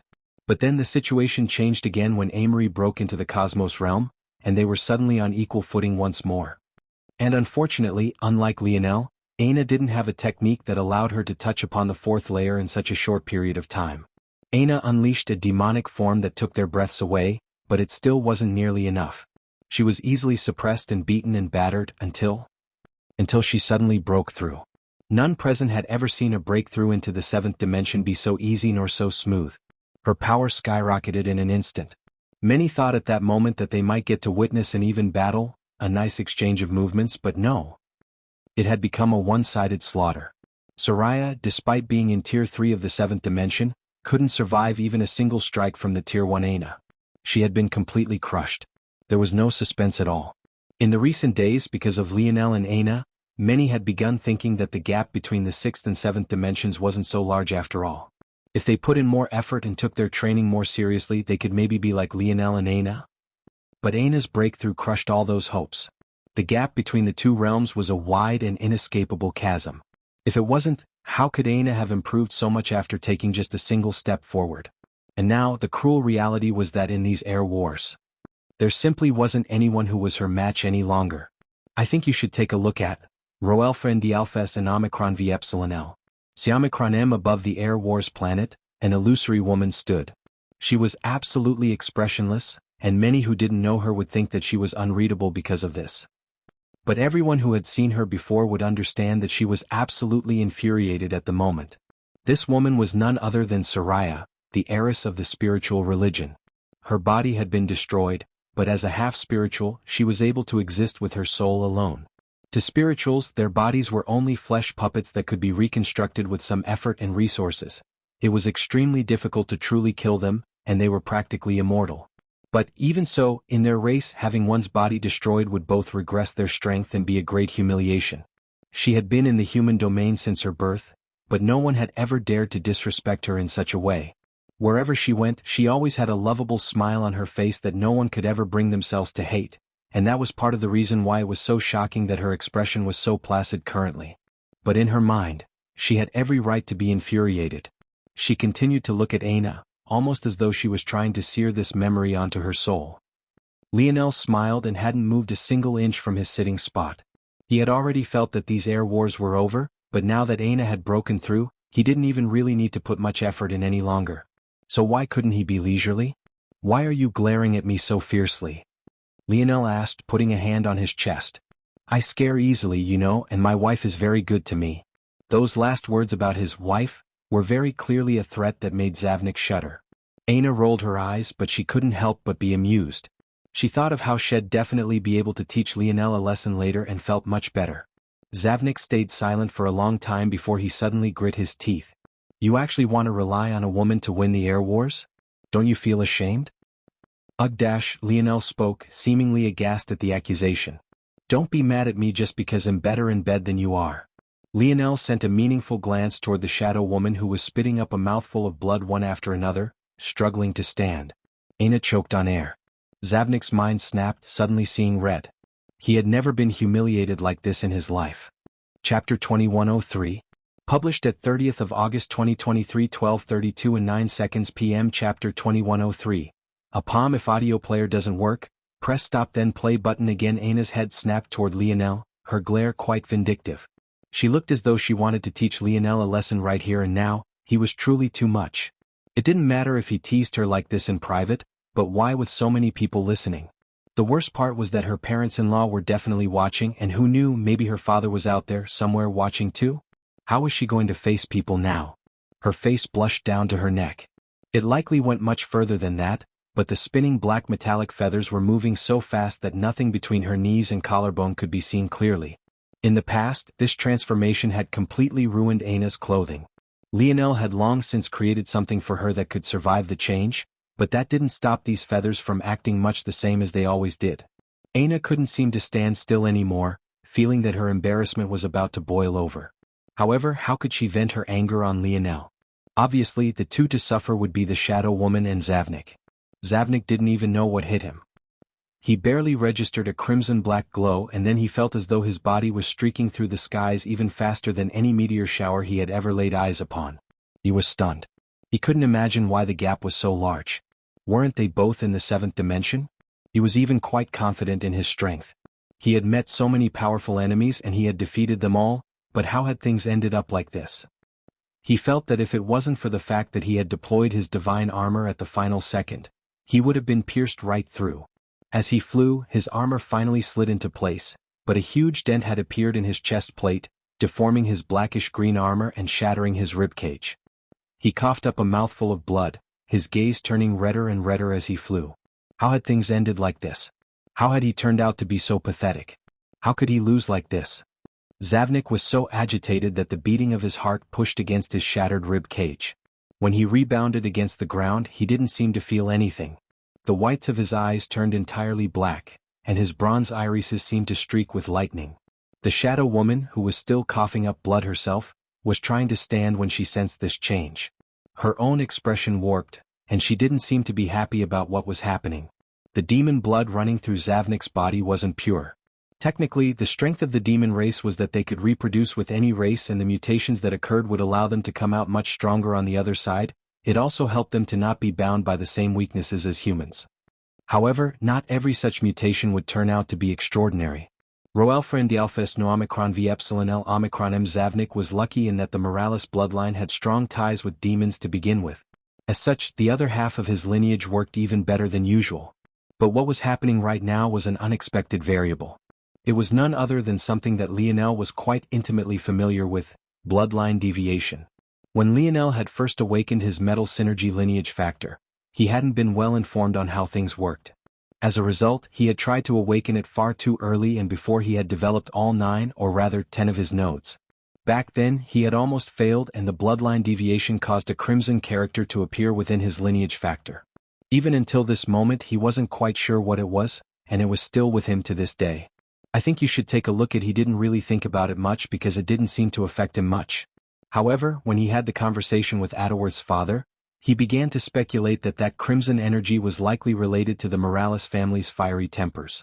It was probably the case that Lionel's bloodline deviation had caused it to appear much earlier in his life than it did for most others. However, there was something else that had happened that day as the elders of the Morales family observed Lionel's breakthrough. The violet winds rise north. Those words were meaningless to Lionel. After all, he hadn't been there when they were spoken and he wasn't even aware of them. But they were currently a shadowy whisper, almost as though an echo of another reality was speaking into his ears. This aside, it was Zavnik's changes that had triggered this memory within Lionel. He seemed to have lost himself to rage, the hidden danger of the Morales family's lineage factor fusing with the intricacies of his demon bloodline. His body was filled with an endless amount of vitality, his divine armor even quickly repairing, but his mind wasn't clear. Large plumes of black fog came from his body, pushing his body up from the ground and standing him up. He looked as though he had been possessed by an abyss of blackness. The shadow woman grit her teeth and suddenly vanished, entering Zavnik's shadow. Her aura vanished entirely and Zavnik's own multiplied several times over. Some clarity returned to his eyes, but a fiendish, menacing hint of something extra was still hidden within. He howled to the skies, a spear twice the height of his body appearing in his hand as he suddenly struck out. Aina stood in silence. From start to end, she didn't seem to feel the need to act at all. Suddenly, a towering crimson manifestation appeared to her back.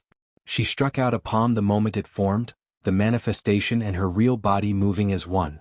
Bang! The newly strengthened Zavnik froze, a powerful pressure descending upon him from above. Under the astonished gazes of those watching, his divine armor began to disintegrate, fluttering into the wind and leaving behind nothing but a naked Zavnik. Chapter 2104. Published at 30th of August 2023 12:32 and 7 seconds p.m. Chapter 2104.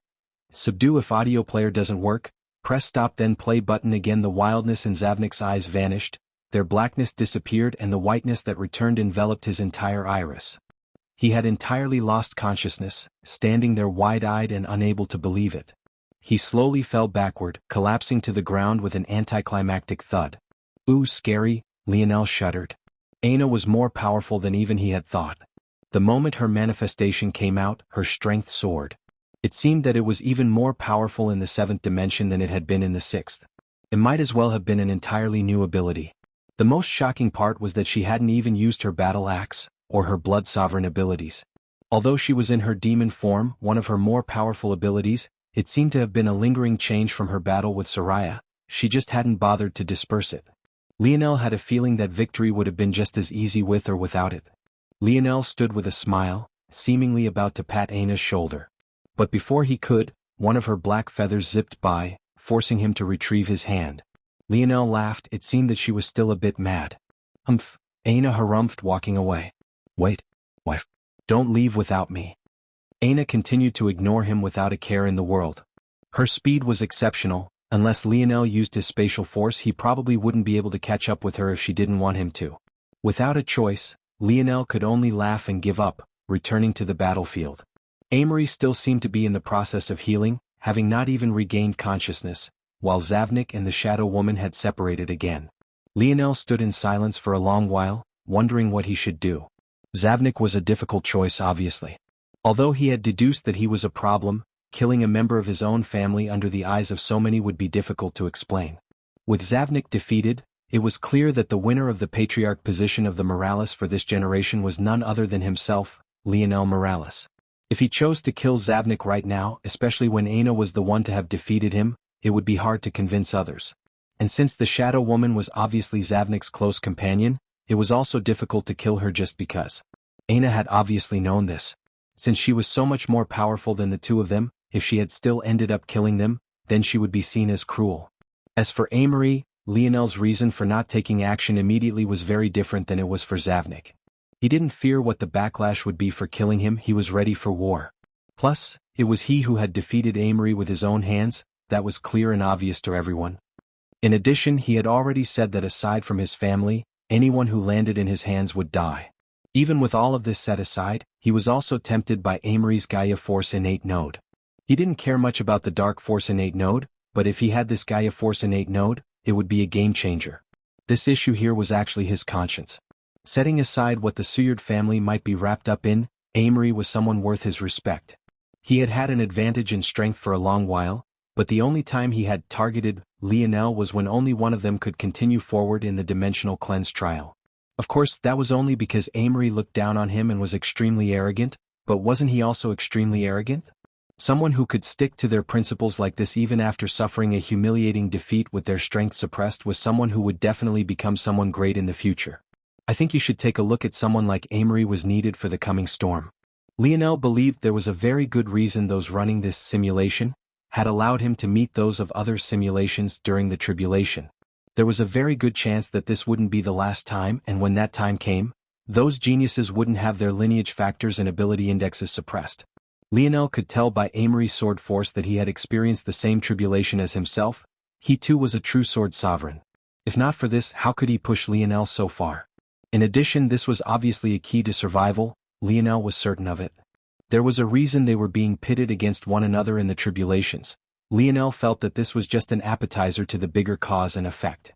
If he was correct about these simulations being created to deal with a much larger threat, then it was obvious that only the best of the simulations would survive in the end. This was an obvious case of survival of the fittest. Having Amory alive would be more useful than not. Had he died beneath Lionel's blade, he wouldn't have been worthy of this consideration, but the fact he had actually managed to survive made Lionel second-guess things.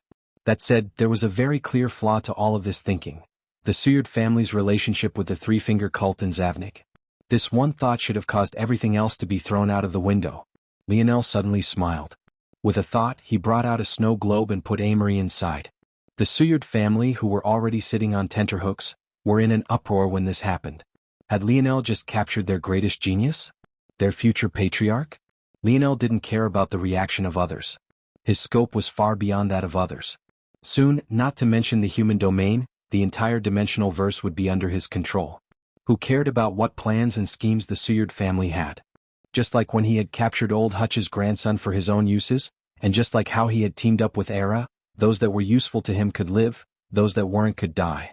The geniuses he had killed until now were worthless in his eyes, but Amory wasn't. He had far more potential to grow much stronger, and Lionel had all the confidence in the world to subdue him. Lionel walked toward Zavnik and the Shadow Woman, storing them away in snow globes as well. As for these two, just because he wouldn't kill them, didn't mean he would allow them to run amok and cause him future trouble. Rho Alpha and D Alpha S Nu Omicron V Epsilon L Omicron M. Now, these air wars were soon to be finished. The only enemy that remained was the Omen family, but if his calculations were correct, they would fall without him even having to be present. After all, he had sent the cloud race along with James and the others after them. However, just as Lionel was feeling complacent, his gaze suddenly sharpened. He flipped a palm and took out a communication device. His eyes turned red with fury and he took a step and vanished. The injured Lionel moved so fast that the air itself seemed to be torn into shreds. Chapter 2105. Published at 30th of August 2023 12:32 and 5 seconds p.m. Chapter 2105. Shameless. If audio player doesn't work, press stop then play button again. The distance between the territory of the Suyard family and that of the Omens wasn't small. It was easily thousands of kilometers. In addition to this, Lionel hadn't expected to need to take action himself, as he felt that the measures he had handed to James and the others were more than enough. While he was fighting against Amory, he had sent Zavnik's army to attack the spiritual's religion. Due to this, Soraya had believed that she was being attacked by a joint force of Lionel, Zavnik, and the pious family on top of that. Due to this, she didn't even have the presence of mind to consider the fact that Amory might also be in trouble. On top of that, because Amory saw that Lionel was the only threat before him, he hadn't cared to report this matter to Soraya either. Like this, the two supposed allies were separated like this. Because Zavnik never showed up personally, Soraya kept waiting for the other foot to drop, not knowing that the black-green armored army was nothing more than a FA section ADE to keep her pinned down. While all of this was happening, Lionel had sent the others to deal with the Omen family. In his opinion, the Skies family and Oryx with the help of the Cloud race was an undefeatable force. It had to be remembered just how powerful Maya was. It wasn't an exaggeration to say that she was the most powerful existence in these air wars. Maybe only if Lionel broke through to the 7th dimension and then teamed up with Aina could they defeat Maya with any sort of confidence. This wasn't because Maya was so talented, but rather because she had used the special ability of the cloud race, exchanging her stored-up years for immediate strength and power. As a result, while she had only experienced about 20 or so years of life, she had the strength of an absolute genius of the cloud race that had practiced hard for decades longer than that. If Lionel had been willing to put her out in front, he might have won this war on day one before anyone could do a thing to stop him. The reason he hadn't was that, as he had said, this wasn't his end goal. As he saw it, the air wars were only the beginning, and its purpose wasn't just for him to win either. The air wars was the stage for him to show off his abilities, for the human domain to become aware of who Lionel Morales was and the kind of strength he held. That way, when he conquered them in the future, they would have a deep-seated respect for him in their hearts already. He couldn't do that if he just let Maya run amok from the very beginning. In addition to this, Maya was a trump card he didn't want to reveal too soon. He wouldn't have even traded for her in the first place and brought her into the air wars if it wasn't for the sake of wanting to make sure the cloud race stayed in line and followed his orders. The talent of the cloud race when it came to controlling the mind and related matters was too high. Lionel wanted a foolproof plan to control them, so placing seeds into their minds wasn't enough. He thus took control of Maya's sons and then used Maya's prestige to keep the others in line. This was all to say that with Maya present, it should have been impossible for the Omen family to turn the tides. According to Lionel's orders, Maya should have only acted if it was strictly necessary. But, should things go left, he gave her permission to display her true strength. This was why he had been so confident. But what he hadn't expected was for the Omen family to be so shameless, though he should have. Rather than calling these the air wars, it was more like a battle between Lionel and the most powerful families of the human domain. It was absolutely ridiculous. The air wars were meant to test the connections of the younger generation and their abilities. It wasn't a place for powerful families to flaunt their resources. Everyone already knew that they were powerful, but they didn't seem to care about this. Lionel had caught a glimpse of this shamelessness with the Leo family. He knew for a fact that Conan and Gunter hadn't raised those beasts themselves, but they still brought them forward as though they had. And now, the Omen family had placed their full effort behind Crone Omen, the supposed best force crafter of the younger generation. This time, it wasn't just a small horde of beasts at the end of their lives. The Omen family had provided the heirs of the Omen family with all the resources they needed to build a Tier 2 star ship. It had to be remembered that when Lionel stole a Tier 2 star ship from Shield Cross Stars, Cross Elder Avon had been enraged to the point of throwing a tantrum. That kind of wealth was astronomical. It was enough for even an organization of that size to feel the pinch. They even sent an 8th-dimensional ancestor after Lionel to try and get it back. Lionel had used a Tier 2 star ship to destroy not just one but 4 of the great families, each of which had had several experts that could have fought the likes of Maya. The strength of such a vessel shouldn't have appeared in the air wars, and the rules had made it so as well. Everyone knew that Lionel had stolen a Tier 2 star ship from Shield Cross Stars, so there was a limit on the kind of vessels and war weapons that could be traded for. If Lionel could just hand over 10,000 points and activate his flagship, the war would have been over. The Morales had agreed to these stipulations. In years past, they hadn't needed such a rule because no one in the younger generation had the resources to build such a vessel, but they felt that it was a good rule to add as well since it would no longer be just the Morales participating now. But obviously, the Omen family had taken advantage of a loophole themselves. I think you should take a look at rather than trading for such a vessel, they built it from the ground up. Rho Alpha and D Alpha S and Omicron V Epsilon L. Si Omicron M. The more Lionel thought about it, the colder his expression became. He activated his starry light domain, and his body began to leap through hundreds of kilometers at a time, flickering and vanishing with a speed that put the wind to shame. Only several minutes later, he saw the battle over the distance. The ocean seemed to have been extended by several kilometers, large swaths of flooding waters filling the once grassy plains. Bodies, or rather what remained of them, floated in the water. The large rain beasts collapsed one after another. Every time they did, a large flood of water would be expelled, drowning out the formations of Lionel's army that were stuck on the ground. Up in the sky, a looming flagship floated. It was much smaller than Lionel's flagship, which could match a moon in size and couldn't possibly fit on a small planet like this one, but Lionel was certain that Aina wouldn't make such a stupid mistake. Somehow, despite its much smaller size, this was no weaker than a Tier 2 star ship. In fact, it was even better than one. It was faster, more agile, and had more concentrated strength. Not only could it destroy a planet, but it could fight a relatively smaller scale battle like this one without destroying everything around it. Laying eyes on it, Lionel was even more infuriated. That was because this wasn't just an example of the Omen family spitting in the face of the core of what the Air Wars was meant to be by providing juniors with so many resources, but Lionel was also certain that there was no one in the younger generation with the skill to blueprint such a monstrous flagship. There was no doubt. This was a self-created product by none other than the scorned Queen Beauty, and the Omen family was actually shameless enough to use it in the Air Wars. The more enraged Lionel was, the calmer his gaze seemed to become. The smoldering crimson of his eyes flickered in and out as he continued to move. Bang! A light that split the skies shot out from a cannon on the flagship. Lionel's expression changed as he rushed over. This light wasn't aimed toward him at all. Aina's roar filled the skies as her manifestation appeared once again, this time easily tens of times more powerful than what she had used against Zavnik. She swung her axe down with a mighty force, resisting against the blast. To the astonishment of those watching, she actually managed to hold it back for a brief moment. But not even a split moment later, she and her manifestation were enveloped. Aina catapulted backward, her body flying like a broken arrow. She couldn't seem to gather up her power again as the laser blasted by her obstruction, swiftly catching up to her body and seeking to destroy her entirely. Standing on the bow of the flagship, Crone stood with his hands clasped behind his back, his arrogance towering. These Air Wars were over. Sword deity? Bow deity? The Morales? The Suyard? The spiritual religion? All of them were worthless in the face of the greatest crafting family of the human domain. Announcement below, author's note. Just one chapter today and tomorrow everyone, sorry about that. But according to the bylaws signed into being by the Dimensional Verse Regulator, it stipulated that Author San is freed from public lynching so long as his birthday is within one business day of said follies. Cough runs away quickly. Chapter 2106. Published at 30th of August 2023 12:32 and 4 seconds p.m. Chapter 2106. Too late. If audio player doesn't work, press stop then play button again. Lionel's expression changed. His speed hit a completely new state, a wild surge of light force and spatial force spreading over his body. He seemed to lengthen, his body becoming a blurred afterimage spreading across the skies.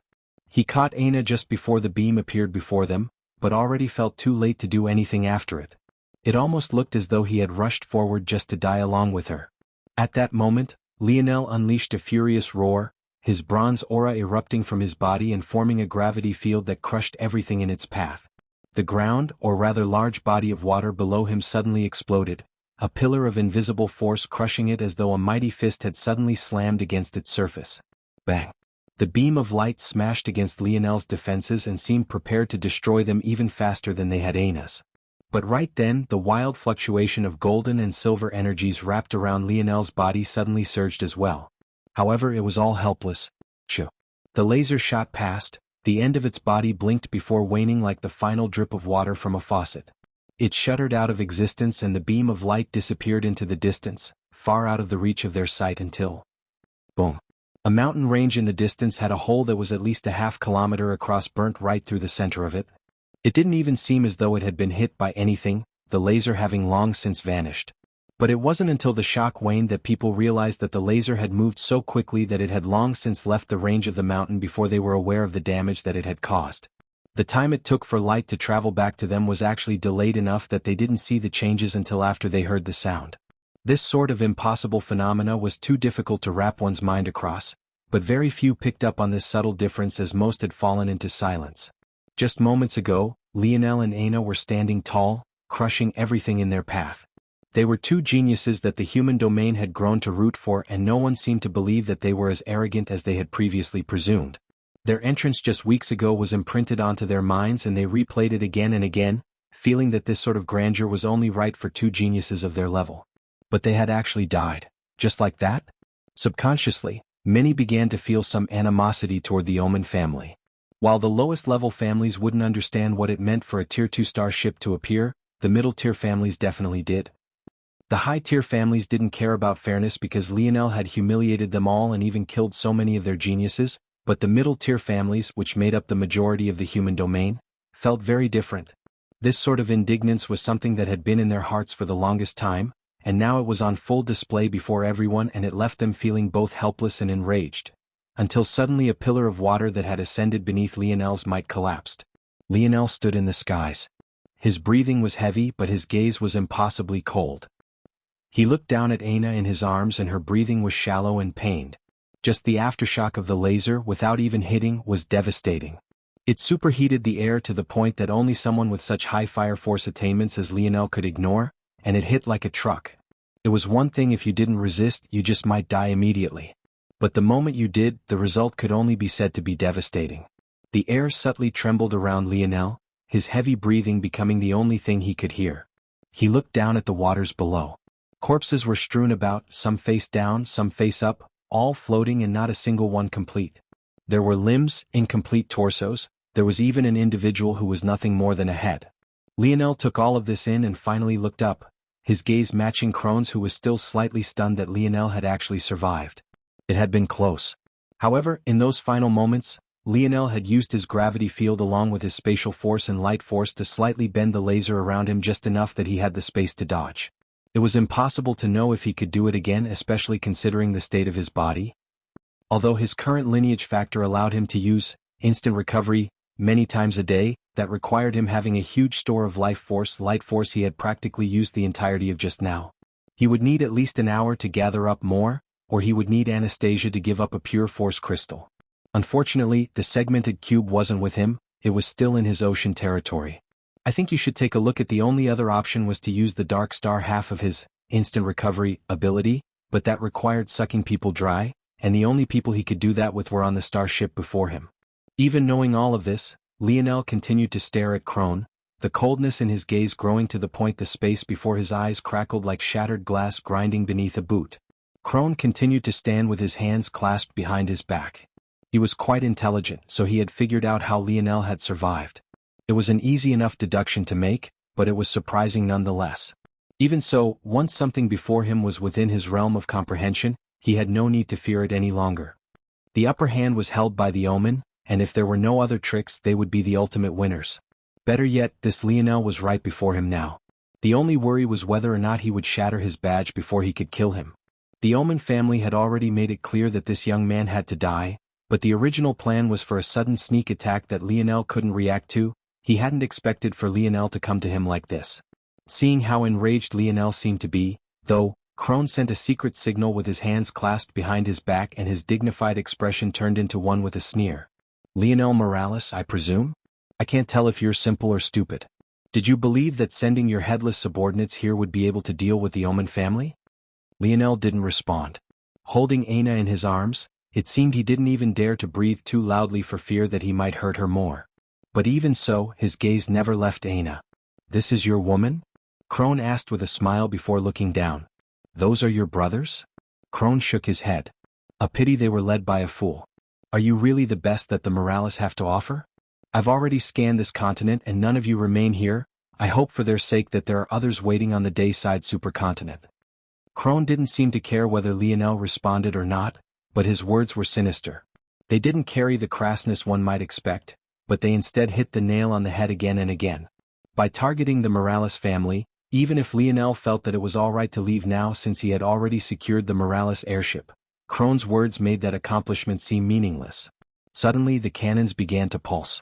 Krone's sneer deepened. Lionel took a step forward and Krone erupted in laughter. In truth, he didn't believe that Lionel was so stupid. He felt that Lionel probably thought that he could rely on his spatial force to make it here, but he would be sorely mistaken. Back during Earth's second large-scale war against the Umbras and Radix families, Lionel had assaulted a frontier on his own. Even the Radix family, a mere sixth-dimensional family, understood how dangerous spatial force wielders were and had measures that made it impossible for him to teleport, let alone crafters on the level of the Omen. The distance between Lionel and the ship was over a kilometer, and even if Lionel managed to dodge this barrage of the lasers, the fluctuations of force in the area would become so volatile that even his badge wouldn't work anymore. This is why Krone had sent secret signals as he provoked Lionel.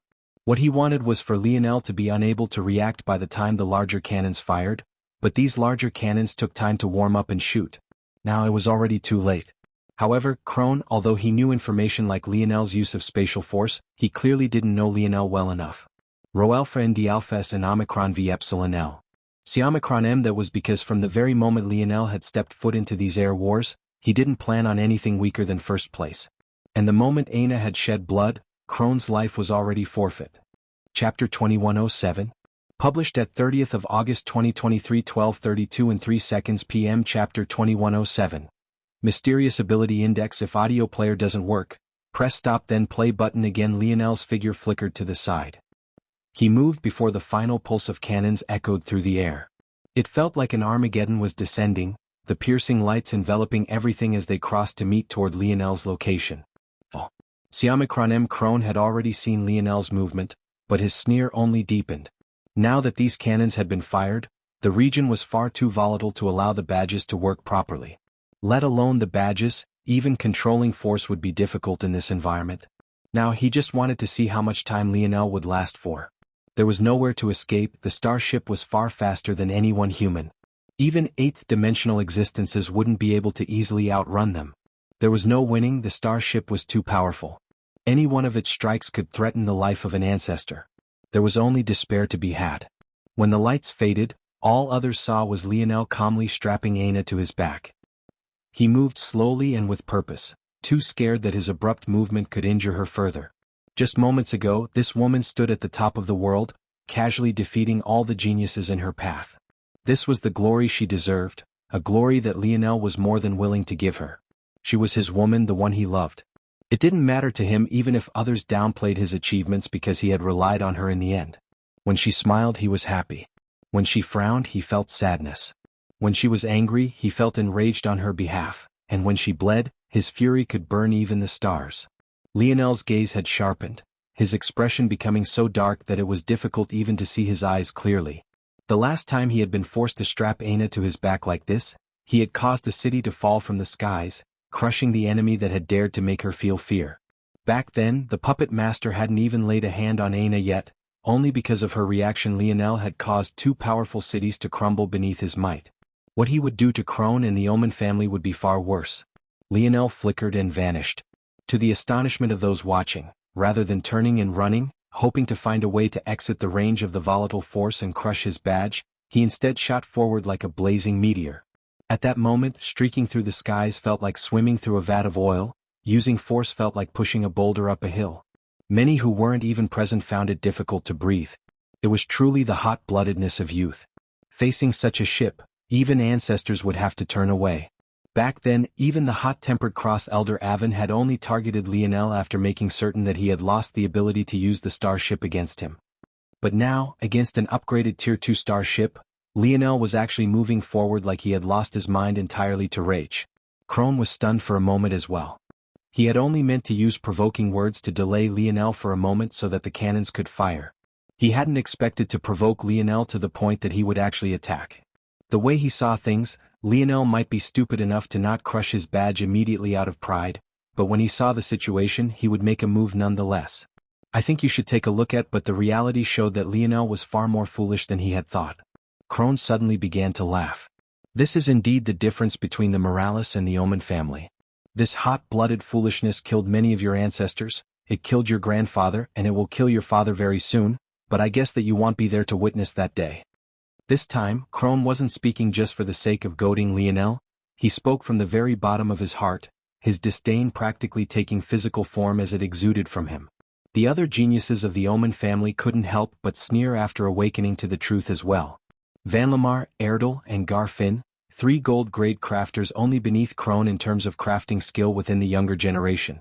The four of them had worked themselves to the bone in the last several weeks, making sure that everything was absolutely perfect. And now it seemed that it would all work out. They manned the lasers, shifting them toward Lionel's next location and firing. This time they weren't worried about power. Even at 5%, these lasers were more than enough to grind a seventh-dimensional existence to ash. At that moment the starship displayed its power.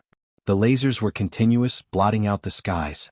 Although they were far thinner than they had been in the past, they fired continuously, an endless supply of power coming from their rumbling fusion core. The rest of the Omen family members flew around the ship like headless chickens, making sure that everything was in order. Even though they were being worked to the bone, they grinned with wide smiles on their faces, the pride they felt in their families growing to the point of manifesting like Crone's disdain. Lionel couldn't even approach. He continuously flashed to the side trying to get closer. But every time he succeeded, he would actually be forced to retreat. That was because the closer he got, the higher the density of lasers would be, leaving him less and less room to dodge. The human domain sighed. By now, the domain of volatile force had increased to the point that even if Lionel managed to rush hundreds of kilometers away, he wouldn't be able to escape.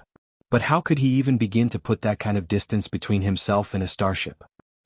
At that moment, in the starry skies, a body was suddenly surrounded by several figures.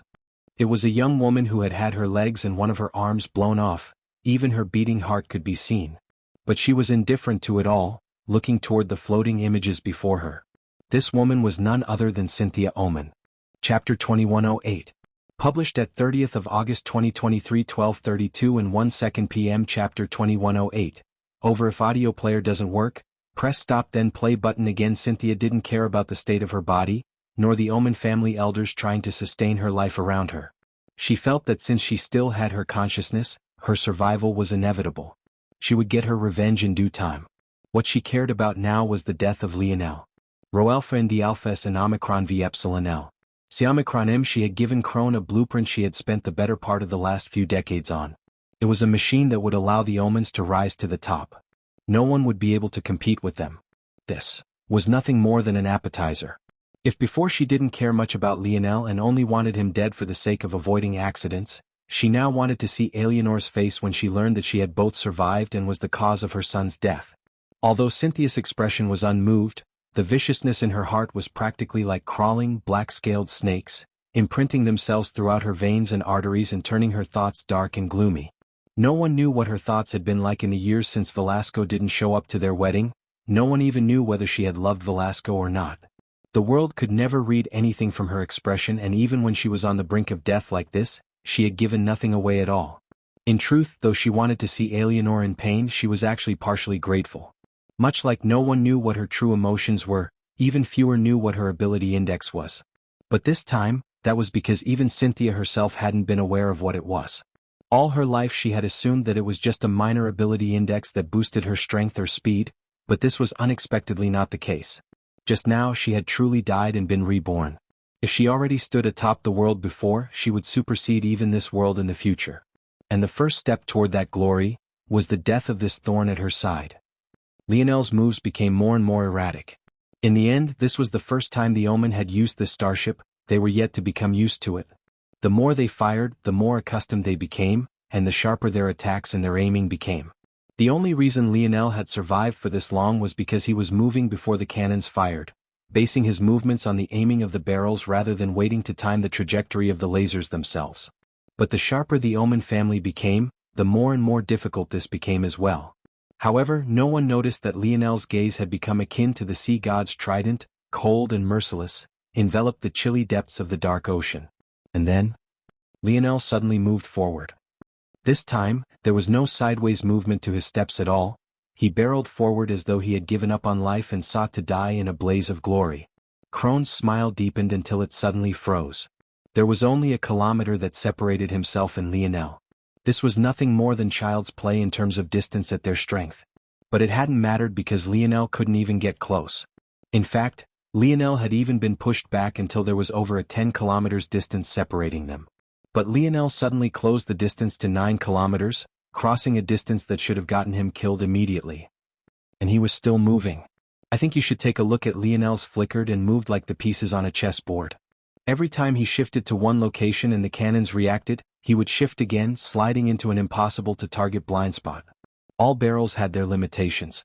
These limitations came in terms of how fast they could move, their recharge time, their recoil, and the final limitation was that of the experts manning them. With this fast rate of firing, the reload time was not even half a second. The recoil was minimized not only by the design of the barrels, but also the thickness of the lasers. Although they were far thinner now than when they were fully charged, that was only relative. As for how fast they could move side to side and up and down in order to re-aim, that was even smoother. They were being manned by the geniuses of the Omen family. Their speed of calculation was out of this world. However, in Lionel's eyes, a half-second was still a period of time. Recoil, no matter how minimal, was still minimal. Thickness, no matter how thick, wasn't infinite. And calculations, no matter how fast they were done, couldn't possibly be done faster than his own. After just 3 minutes, A map of the location of the barrels, their limitations and what regions they could currently attack, had all appeared in Lionel's mind. Every time he moved he would force the barrels to overextend themselves, then suddenly step into the nearest blind spot they couldn't react fast enough to. His movements were agile and his steps were confident. He halved the distance to 5 kilometers in an instant, then in the blink of an eye he was already less than half a kilometer away. It had all happened so fast that Crone almost couldn't react. Lionel was akin to a fish in water, the coldness in his eyes suddenly piercing through Crone's soul for the first time. But just because he was a bit slow to react didn't mean he couldn't. Crone calmed and waved a hand, a shield activating that blocked Lionel's path when he was just 100 meters away. Even normal mortals could see across this distance clearly, let alone two individuals of their stature. Looking into Lionel's eyes, Crone felt that it was far too close. "Kill him," Crone said coldly. This shield was even stronger than the shield Lionel had used to protect himself from Cross-Elder Avon. This battle was over. Chapter 2109.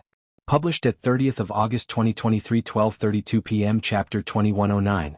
A practical joke. If audio player doesn't work, press stop then play button again. The lasers charged and suddenly there was no place to dodge. With Lionel being so close, Crone changed his command. Rather than firing at the fastest speed possible, they delayed the onset, charging it up from 5% to over 50%. The thickness of the lasers would increase 10 times over. At this distance, if all the cannons fired together, the entire range around Lionel would be enveloped. There would be no blind spot because all of the lasers would cover for one another. Suddenly, Lionel, who looked as though he was about to turn the tide, faced his death. Van Lamar, Erdel and Garfin reacted even faster than Crone could give the order. They were all absolute geniuses in their own right and were only a small bit worse than Crone. If the Omen family had their own heir wars, there was no doubt that these four would all be their own respective heirs. Due to this, the order came even faster than Crone had expected and the sneer on his face deepened. If there had been a delay due to the time it took for him to give the order, Lionel might have had a 10% chance to escape. But now, those odds had fallen to 0% and even that was Crone being reserved. If there was a way for him to give Lionel less than 0% chance, he would. But his pride as a crafter and scholarly man wouldn't allow him to do something so meaningless. Many looked away, unwilling to see such a scene. Lionel's death would mean Aina's death as well. Such a young couple, a life-grade crafter and force pill crafter, would actually die in this way? Of course, Crone had no idea about all of this as he didn't have the viewer's perspective and hadn't seen what the two had accomplished. As far as Crone was concerned, he was unmatched amongst the younger generation in force crafting. He had no equal. Even though he was currently relying on Cynthia's blueprint, he didn't feel any shame. In fact, he only felt endless amounts of pride. He, as a seventh-dimensional existence, had actually led a team to complete a life-grade craft. He had already stepped through the threshold of becoming a life-grade crafter and he was sure that within the next 3 years he would succeed. To him, the crafters of the Morales family, especially those of the younger generation, were nothing more than jumping clouds. With his hands clasped behind his back, he met Lionel's cold gaze. Just 100 meters separated them, but it might as well have been an endless cavern. This is my skill, this is what the power of a crafter can bring you. What meaning is there to be a group of fighting apes like the Morales, unable to focus on anything and having the tempers of children? You'll die and your parents will come to accompany you soon. Crone's intent blazed and his force actually surged. Beneath the rising might of the laser barrels, his power actually improved. He stepped across the threshold of Tier 3 of the 7th dimension and stepped into Tier 4. His force flowed with an impossible smoothness and the smile on his face was calm. He felt like everything in the world was in the palm of his hands. The difference between him and Lionel was akin to the skies and mud. He had just broken through a barrier no one in the younger generation could touch, and Lionel's journey would end here. Wasn't it all clear? Boom. The lasers fired and enveloped the world. As expected, Lionel was entirely swallowed. There was nowhere to dodge, no blind spots to take advantage of. It was over. Crone looked away complacently, a bright smile on his face. You've all done well. This is the Omen family's glory. Prepare the ship, we'll go to kill off the rest of the heirs and finish this farce. Long live the Omens. I think you should take a look at Long Live the Omens. The roar of the geniuses on the ship was deafening. They too had had a helping hand in completing a life-grade starship. How could they not be endlessly prideful? Maybe soon, like Crone, they would sense the threshold of the life grade as well. Siamikron M. Van Lamar, Erdel and Garfin were all feeling prideful as well. Unlike the others, they were right on Crone's heels, they had already sensed the threshold as well. Although Crone had gone beyond them and entered Tier 4, he was always slightly older than them. Soon the Omen family would have 4 new rising geniuses. This was the power of Cynthia's blueprint. But at that moment, amidst the roaring adulation, the gentle sound and feet landing on the ground was deafening. It should have been a sound that was entirely drowned out, a sound that was so minuscule and unimportant that it would have been washed away by the deafening boom of their happiness. And yet, it echoed in their ears like thunder, because they were all too familiar with that sound. It was a sound they had heard thousands of times in their lives, the sound of someone descending from the skies. But the problem was that none of them had been in the skies just now. They all looked back, their eyes widening as they found Lionel standing there with the same cold expression. This time, the biting wind of his gaze reached them, the hollow sound of chilly wind echoing through their heart, resounding in their ears like the creaking doors of an abandoned home. Crone's expression changed, his head whipped back so fast that an aching pain spread through his neck. However, he couldn't seem to sense this at all as his eyes landed on Lionel. "You. How?" Lionel didn't say a single word as the entire ship was enveloped by darkness. At that moment, even the human domain couldn't see a single thing. All they could hear was the echo of screams, a shuddering, heart-wrenching, blood-curdling symphony that they would never forget. When the darkness cleared, Lionel held Crone's throat in his hands as he breathed his final few breaths. Crone's eyes suddenly lit up with enlightenment, a wash of relief flooding his body. "That's how you did it?" Crone chuckled, the excursion causing him to cough up the final strands of blood in his body. To the horror of those watching, everything beneath his waist had actually already been separated from his body. The ship could only be described as the bloodier reincarnation of hell.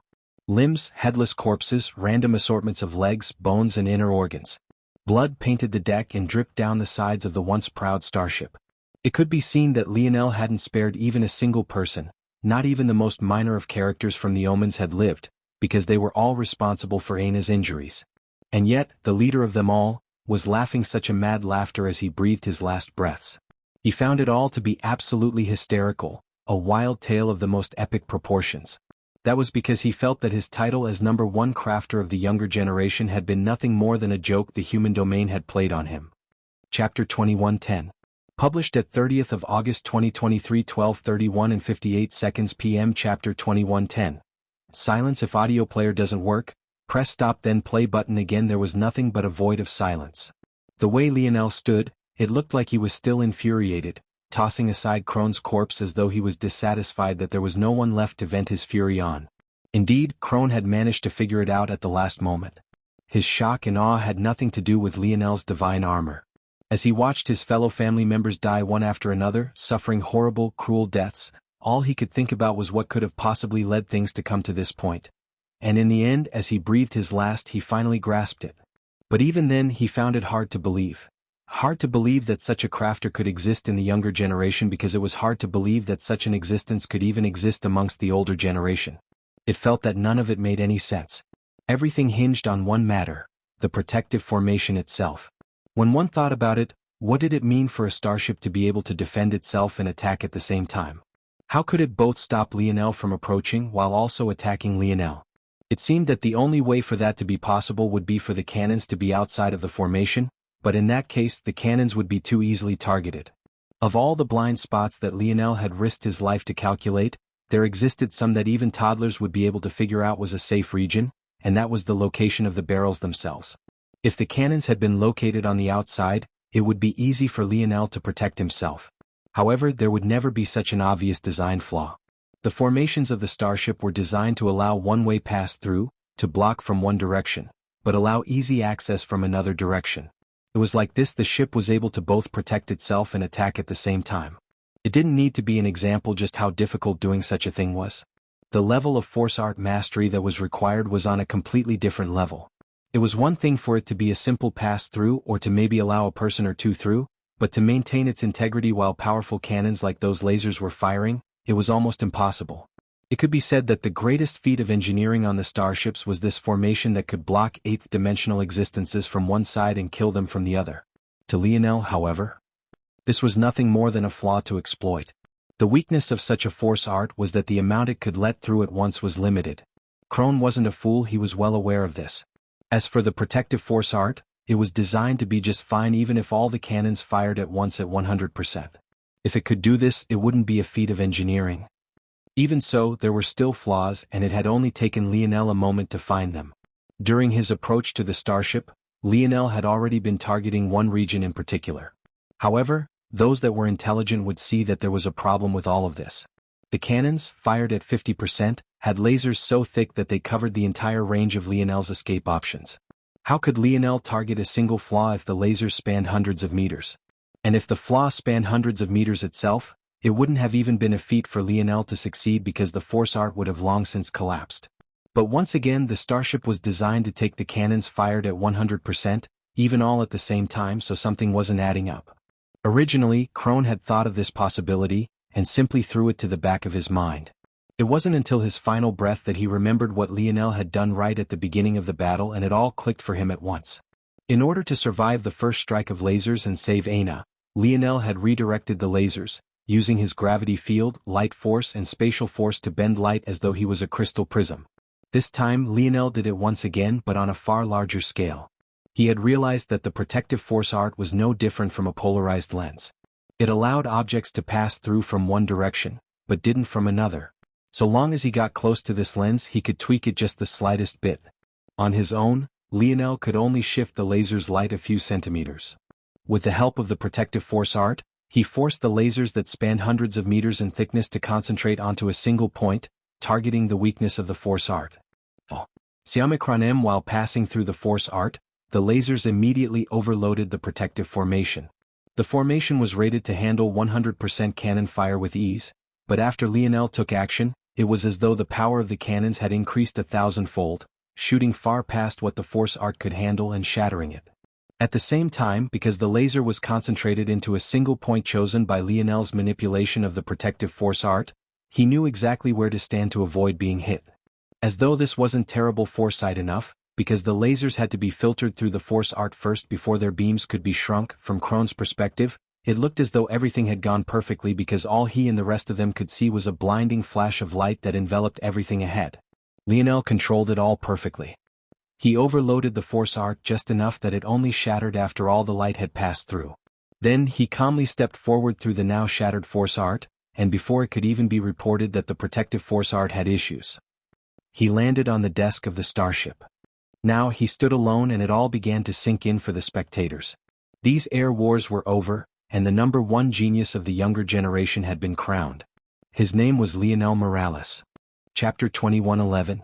Published at 30th of August 2023, 12:31 and 57 seconds p.m. Chapter 2111. Not Earth? If audio player doesn't work, press stop then play button again. The silence of the human domain very quickly became a raging uproar. Not many understood how Lionel had done it. It relied on concepts of force crafting that even life-grade crafters might not understand, let alone the general masses. But what they were all aware of was that Lionel wasn't just lucky. Unlike Crone, they had a bird's-eye perspective of what had happened. They saw Lionel placed his hand on the protective force art, they saw the large thick beams of lasers converge and come out the other side in a far thinner line, they saw Lionel dodge it with ease, and they watched as it shattered beneath its own power. At this point, in the eyes of those watching, Lionel was practically omnipotent. He had just taken down a starship that even ancestors feared on his own, and yet he hadn't been injured during the exchange even a single time. In fact, he had entered the battlefield tired and drawing on his final dregs of stamina, and yet this was the result. If it wasn't for the fact that Crone and the others had lost their lives as a result of this matter, some conspiracy theorists might have thought that this was all a show put on by the strongest powers of the human domain just to shine a halo upon Lionel. It all felt too exaggerated. From the very moment he stepped onto the Air Wars moon, it could be said that he was in first place from the very first breath, and in the end he finished off in first place. Despite the winding twists and turns, and even when it seemed that he had nowhere to go and had finally reached a dead end, he broke through time and time again. Nothing was able to pause his steps. The Morales heirs watched on in silence, their expressions unreadable. They too had begun to feel the sort of bittersweetness that the heirs of the past had felt. For Adderworth, sometimes when his father got drunk and complained about the things on his plate and how being patriarch was exhausting, he could hear the undertones in his voice. That year, Velasco hadn't participated, and Montez, as though trying to prove something, had entered the air wars with no backers other than his own spear, believing that he was no weaker than his elder brother and he didn't need the help of others. The current patriarch of the Morales was the first winner in their history that didn't feel the pride in his victory.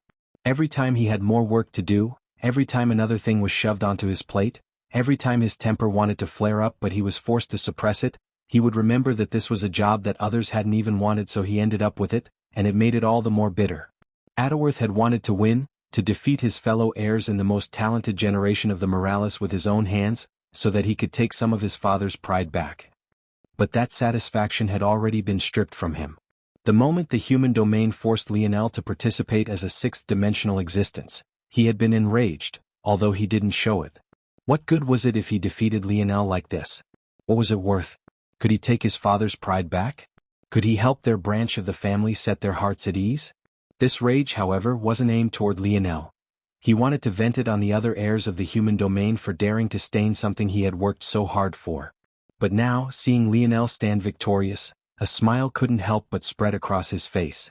This was what Lionel deserved, what the Morales deserved. All the humiliation he had felt, that they had felt, that every Morales had been forced to shoulder for the last several months, was washed away in a single instant. As fiery as all of their tempers were, they grinned from ear to ear, their bodies rumbling and their blood boiling. One after another, the howl of the Morales spread through the human domain. There didn't need to be a projection for the powers, weak to strong, to hear it. The stars aligned and a constellation that spanned countless light years appeared above their heads, taking the shape of a spear roaring with the howl of a blade. Oh. Siamacronem, the commotion was larger than a single domain could encompass. The echo spread across the dimensional verse, the stars aligning as though in worship of the birth of a new existence. The spear lengthened and grew, its mighty body shuddering and shaking as though it wasn't satisfied with this alone. The doors that gates the Morales lineage factor were flung open one after another. A raging torrent of star force accumulated and descended upon their territory. Everyone with even the slightest Morales blood rushing through their veins felt a connection with the roaring stars in the skies.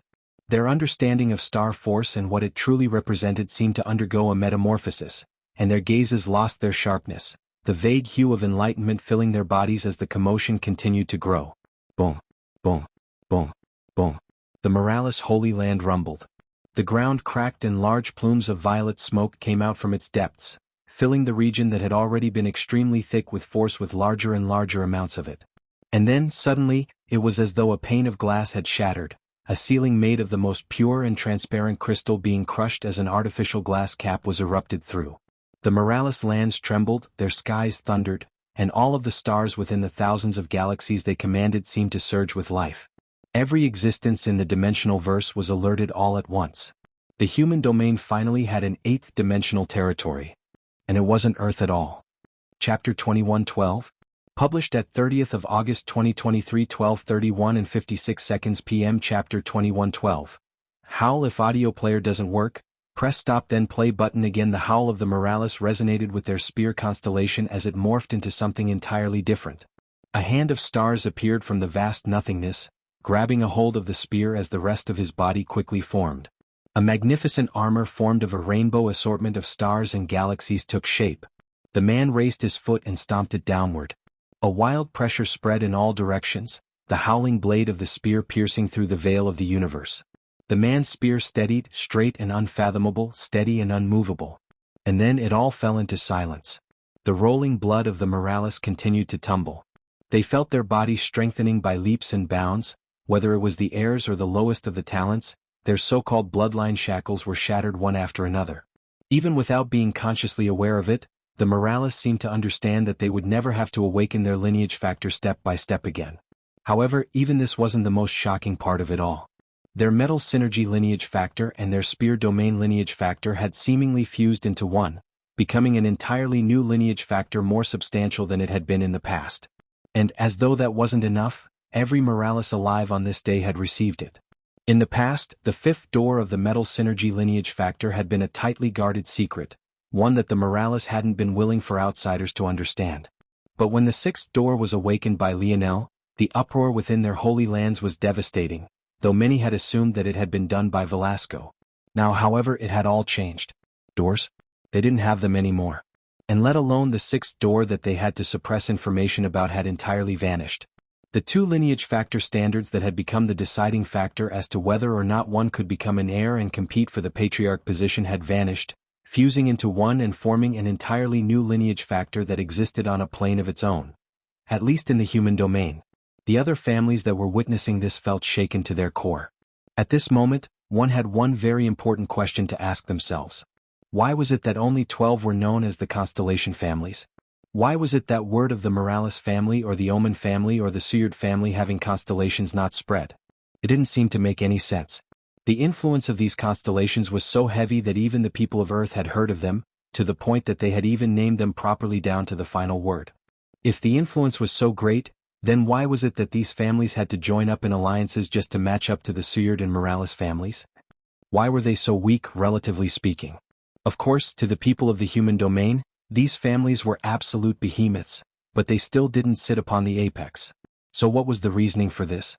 The harsh truth was that very few knew or understood, but there was some speculation. And that while it required a powerful family to form a constellation, if a family was too powerful, it would be even more difficult than a weak family trying to form one. While there were many medium to large families that had formed constellations, the pinnacle of the dimensional verse had never managed to do so. Until now. The Morales constellation seemed to take up the entire skies. No matter where you were in the dimensional verse, no matter how bright your sun had just been in your skies, there was nothing but darkness except for the shining radiance of this constellation. The howl of the Morales, rather than getting weaker, only seemed to get stronger. Their boiling blood only grew hotter and hotter, their skin growing flush. A spear radiance shot from their bodies, piercing toward the stars as though in acknowledgement of the man wielding a spear above them. Even their ancestors couldn't seem to hold back, howling along as though they were in the prime of their youth once again. The human domain was entirely silent outside the roar of the Morales. Many had thought about the fact that should the Morales have won these air wars, their morale would have reached unreachable peaks, but they had never expected for it to be this exaggerated. They felt that if they truly attacked the Morales now, even if they could deal a devastating blow, destroying them would be entirely impossible. Their gazes couldn't help but fall onto a single young man, standing amidst a sea of blood and carnage. It was he who had caused all of this, he who from the very beginning had shattered their expectations one after another. It was he who even on the first day of his role as patriarch had gathered up the Morales into a single unified front even without breathing a single word. The Void Elders of the Void Palace couldn't believe what they were seeing. Void Elder Vimark, Void Elder Galien, and Void Elder Lisbeth had unreadable expressions, their gazes shifting from the constellation in the skies to the young man basking in Star Force. They had been infuriated by this youngster time and time again, but they had never been able to get their revenge.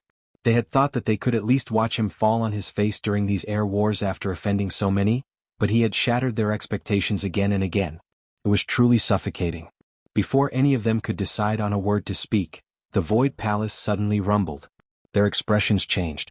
The last time this had happened, the Cataclysm Zone had descended and swallowed them whole. It couldn't be that. The Void Battlefield. The barriers have been shattered.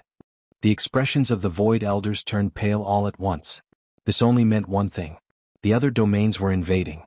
Erdiel's note: I really enjoyed this Air Wars arc, what about you guys? Chapter 2113. Published at 30th of August 2023 12:31 and 53 seconds p.m. Chapter 2113. Drawbacks: if audio player doesn't work, press stop then play button again. Lionel opened his eyes, his gaze somewhat vacant. In truth, he wasn't entirely in the mood to worry about the changes happening to his body, nor the changes occurring outside this planet, but he didn't really have much of a choice. He might have still ignored it if it was a change to his lineage factor alone, but during these last few moments he had suddenly gained enlightenment on universal force. It had come in an unexpected way but also in a mode that made perfect sense. He had never thought that the constellation families would be so related to the universal forces, but now that things had been laid out this way, it almost felt too obvious. Of course they would have to be related in some way. Even so, the fact that his lineage factor had actually evolved was beyond his expectations, and his breakthrough was even more unexpected. Lionel had found breaking through the realms of the sixth dimension incredibly easy. He improved by leaps and bounds what felt like almost every day.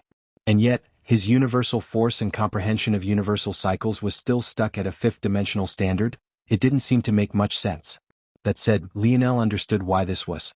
He had suddenly upturned his entire understanding of universal forces and what they were meant to be, and had even tied that in with dimensional cleanse. The complexity of taking even a single step forward now couldn't be understated. What Lionel had neglected was the fact that since his universal force had fundamentally changed, the method by which he had to approach his next breakthrough should likewise change. but he hadn't been flexible enough. Now he realized where his mistake was. He had already fully comprehended the sixth-dimensional layer of dimensional cleanse. All he had to do now was use it as a prism to comprehend the natural light realm, and everything would flow smoothly. The moment he had this thought, it happened.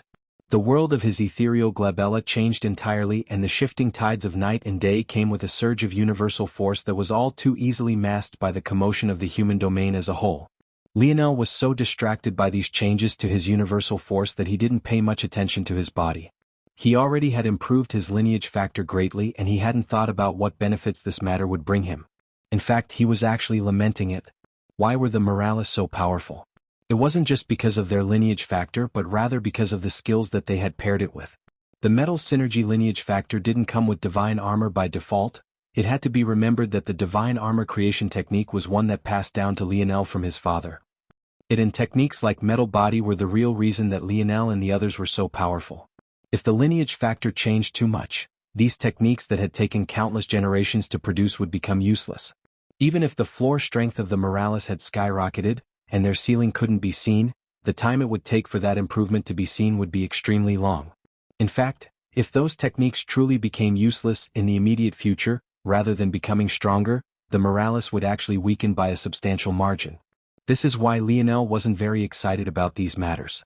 He had already lucked out once by the improvement of his lineage factor not interfering with his metal body and the like. He didn't know if he would be lucky enough to succeed again.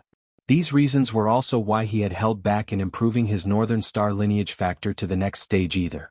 If he casually did so, the synergy between the light and dark halves might vanish, and things like the Lotus domain that he had grown to like very much would disappear as well.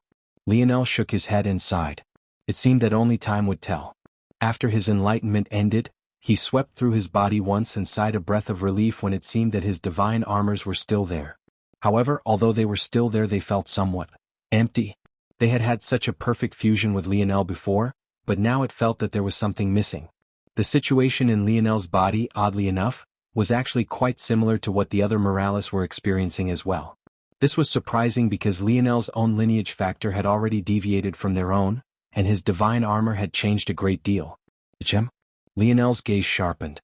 He actually felt that he could expel his divine armor from his body now. Others weren't aware, but Lionel very much understood how he had managed to reforge his divine armors. It required literally being eaten alive. Although it wouldn't have had to be so exaggerated if he wanted to do it again, he would still have to take the step to destroy his own body and reforge it like a spiritual wood. That wasn't a fun process, and he could only do it because he had succeeded in separating his soul. But now, it seemed that he could actually do it at will. Maybe, the drawbacks won't be so bad. Lionel felt hopeful. However, he didn't smile too quickly. He knew that with these sorts of subtle changes, it would take time to pick out all the new issues they would have to deal with. At least with how things stood now, his divine armor was definitely no longer perfectly suited to his body. He would have to do something about that sooner rather than later. Exhaling a breath, Lionel looked up. It seemed that it was time to leave. He took a step and the starship rumbled. The corpses that had fallen into the ocean were all taken by him. When Lionel pierced through the atmosphere of the Air Wars moon, there probably wasn't a single person who didn't have their eyes on him. All at once, the animosity that had built up so long came flooding forth like a tide. This was truly their last easy chance to kill Lionel. Chapter 21:14. Published at 30th of August 2023 12:31 and 51 seconds p.m. Chapter 21:14.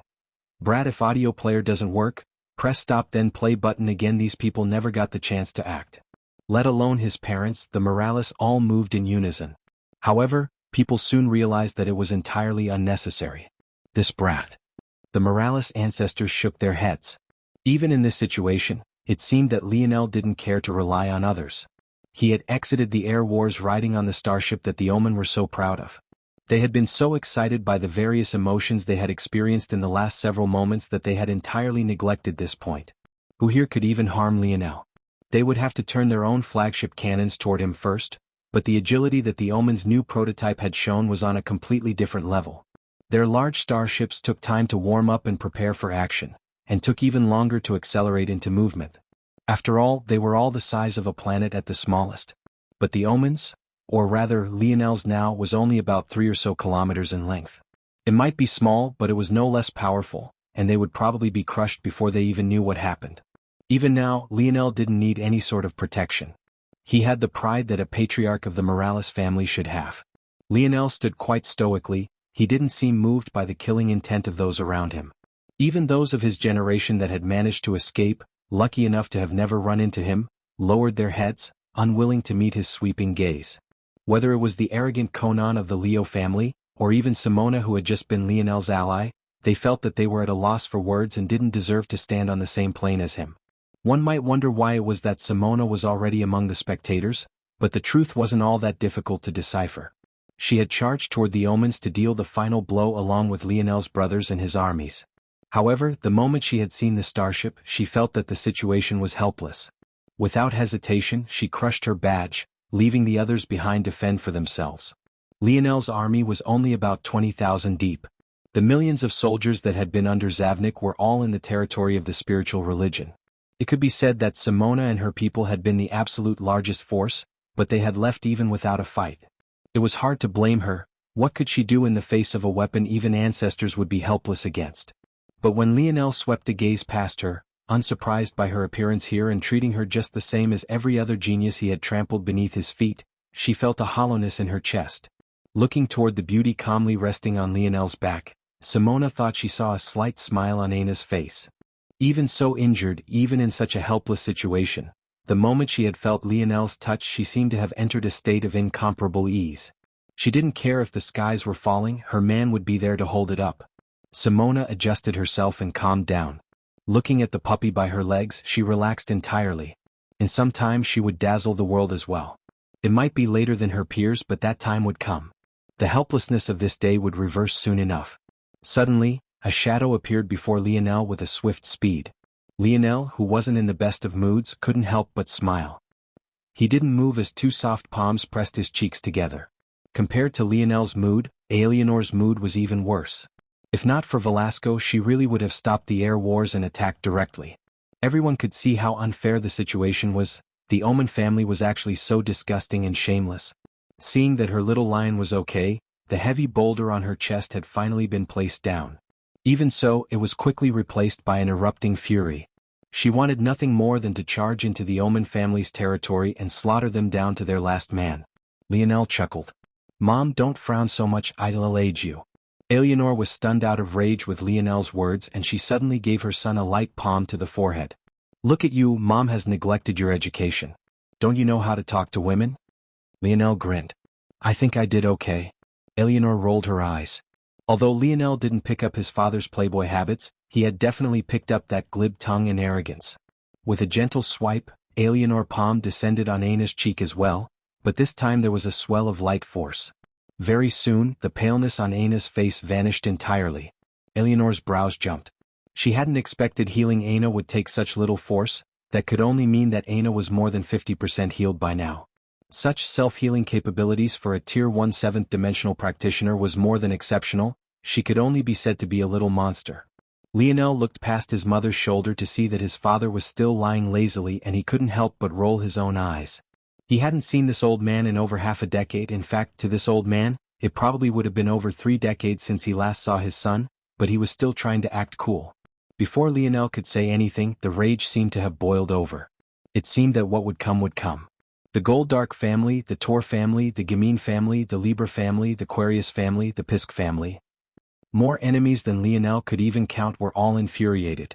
Of them all, the matriarch of the Gamine family, that vindictive young woman's mother, seemed to be the most pressuring. Seeing them really about to do something, Lionel suddenly held up a finger as though he was telling them to wait a moment. Chapter 21:15. Published at 30th of August 2023 12:31 and 50 seconds p.m. Chapter 21:15. Extortion. If audio player doesn't work, press stop then play button again. Lionel's actions stunned the surrounding elders before they were suddenly infuriated. Patriarch of the Morales or not, since when did a 6th-dimensional junior have the right to speak to them in such a way? No, he hadn't even spoken to them, he waved at them like a nobleman might a doorman. Lionel seemed to remember something at that moment and took out a silver tablet. Before anyone could understand what was happening, his eyes glowed a fierce violet light and the corpses that he had brought up with him began to vanish one after another. Aina, who was having a good sleep, subconsciously mumbled something and the blood force responded, surging into the silver tablet. After a moment, Lionel began to revive them. Under the astonished gazes of the human domain, Lionel's people came back to life one after another. His brothers, who had experienced this once before, looked at their bodies and shook their heads, a feeling of helplessness welling up inside of them. As for the members of the Skies and Oryx families, they jolted, feeling as though everything was surreal. Many thought they had entered some form of heaven or hell, until they looked around and realized that it was all as they remembered the real world to be. Were they hallucinating? But soon, Lionel's next words seemed to have awakened everyone to reality. Then he looked toward the families that were clambering, and every one of them seemed to understand what this matter meant.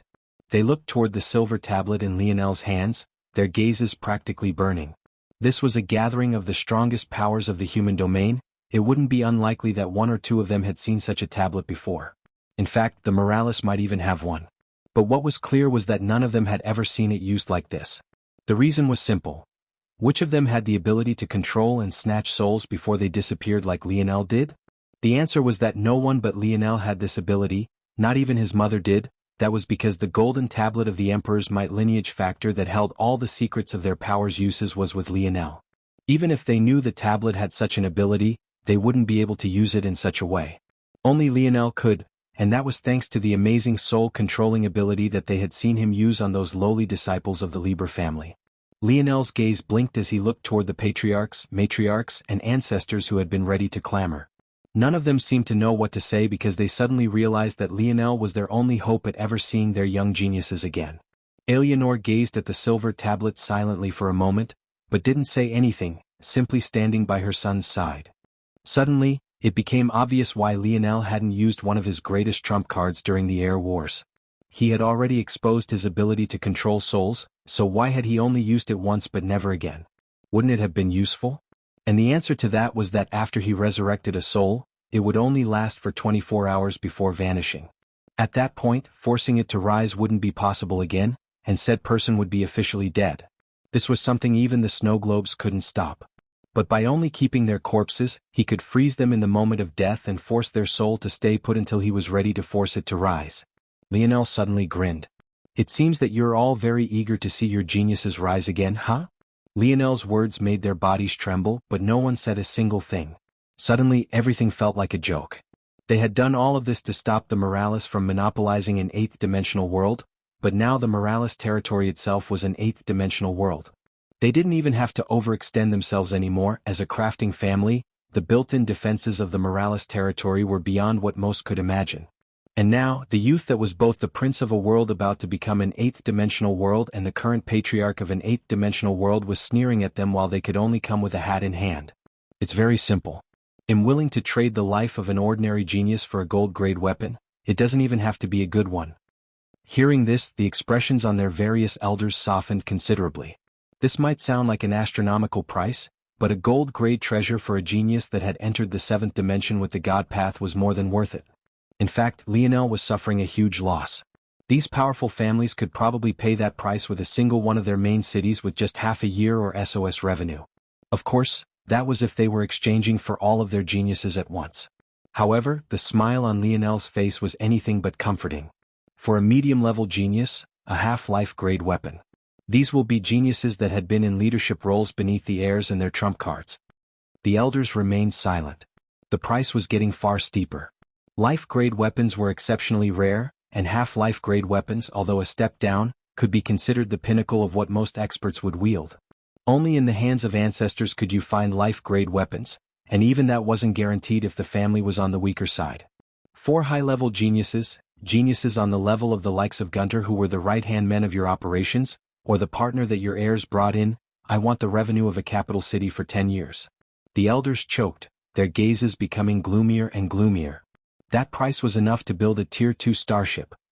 As for your heirs, your beloved geniuses, I want the revenue of 100 years. Or 10 years from 10 capital cities, whichever you so choose, Lionel said with a bright smile. You're extorting us. Matriarch Gamine roared. Yeah, and? Lionel asked, blinking as though it was only a matter of course.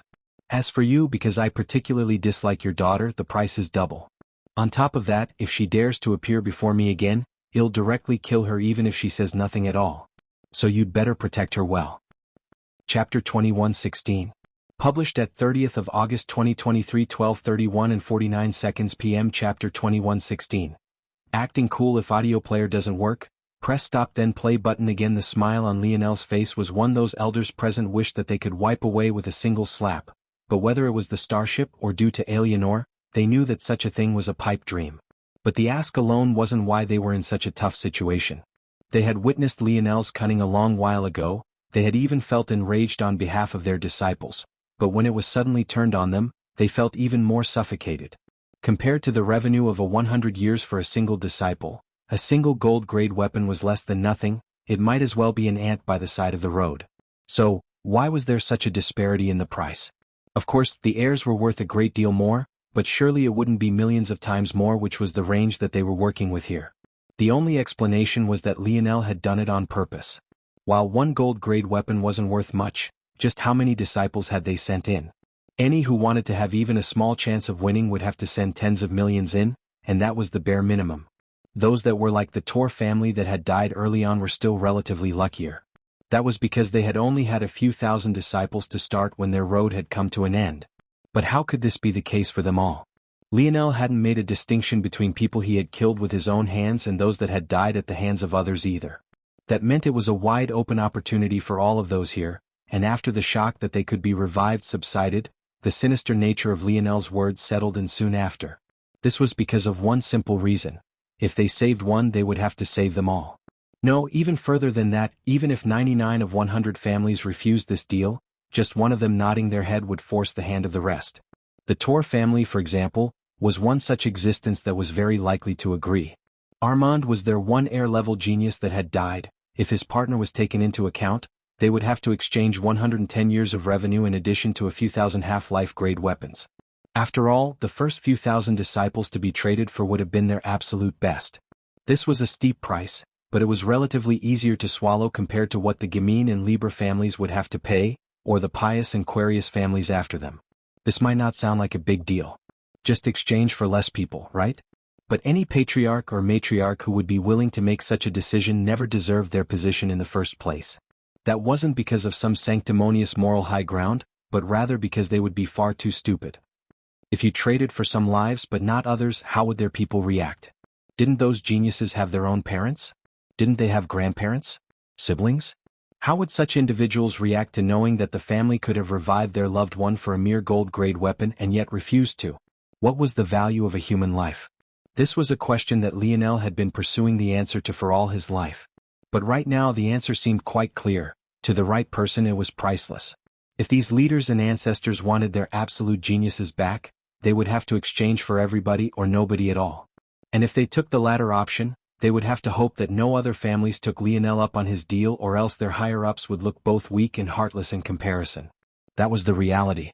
Although Lionel was seemingly giving them the option to refuse, the guillotine was already above their heads. His sly smile held all the meaning in the world. They were already caught in his net the moment he had taken action. And now, these families were in a situation where they had no choice but to fund the Morales family's war efforts.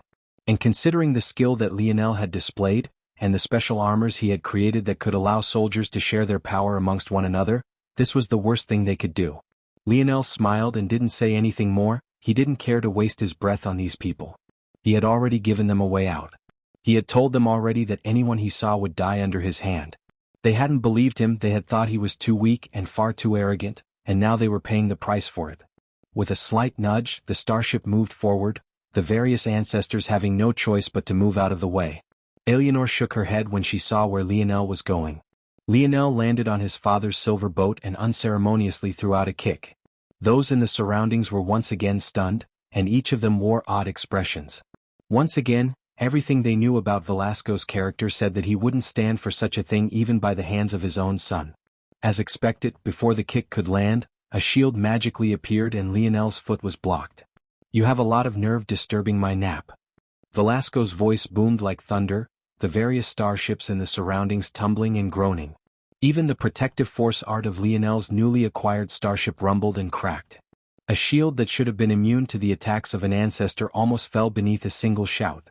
Rho Alpha and D Alpha S Nu Omicron V Epsilon L Omicron M. Everyone's expression changed once again. However, Lionel's next words made them choke. "Are you done yet, old man?" Give it up, your beautifully sculpted image has been tarnished. I mean, I could tarnish it a little bit more if I revealed what was in dash. Velasco suddenly scrambled to get up. Chapter 21:17. Published at 30th of August 2023 12:31 and 46 seconds p.m. Chapter 21:17. Degenerate. If audio player doesn't work, press stop then play button again. Lionel's next words were covered by Velasco's hand. The latter looked like he had a fiery rage in his gaze, but before he could do anything more, Eleanor landed silently by Lionel's side, throwing up an eyebrow. Reveal what exactly? Lionel sent his mother a helpless glance, as though to say that his mouth had been sealed by the criminal before him. He was helpless to do anything before this kind of power. How could he continue to explain? Nothing, dear. This little rascal is just making things up, Velasco hurried to explain. Is that so? Eleanor said lightly. Interesting. Velasco coughed, trying to regain his dignified bearing.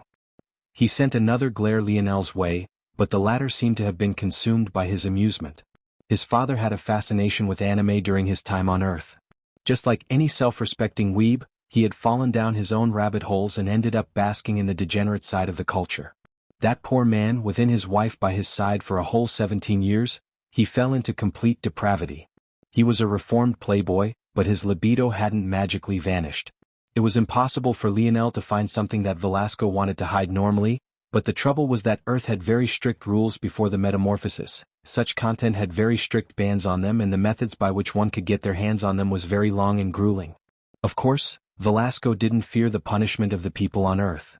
But the trouble was that in order to partake in that culture, one had to use the systems of Earth, obviously.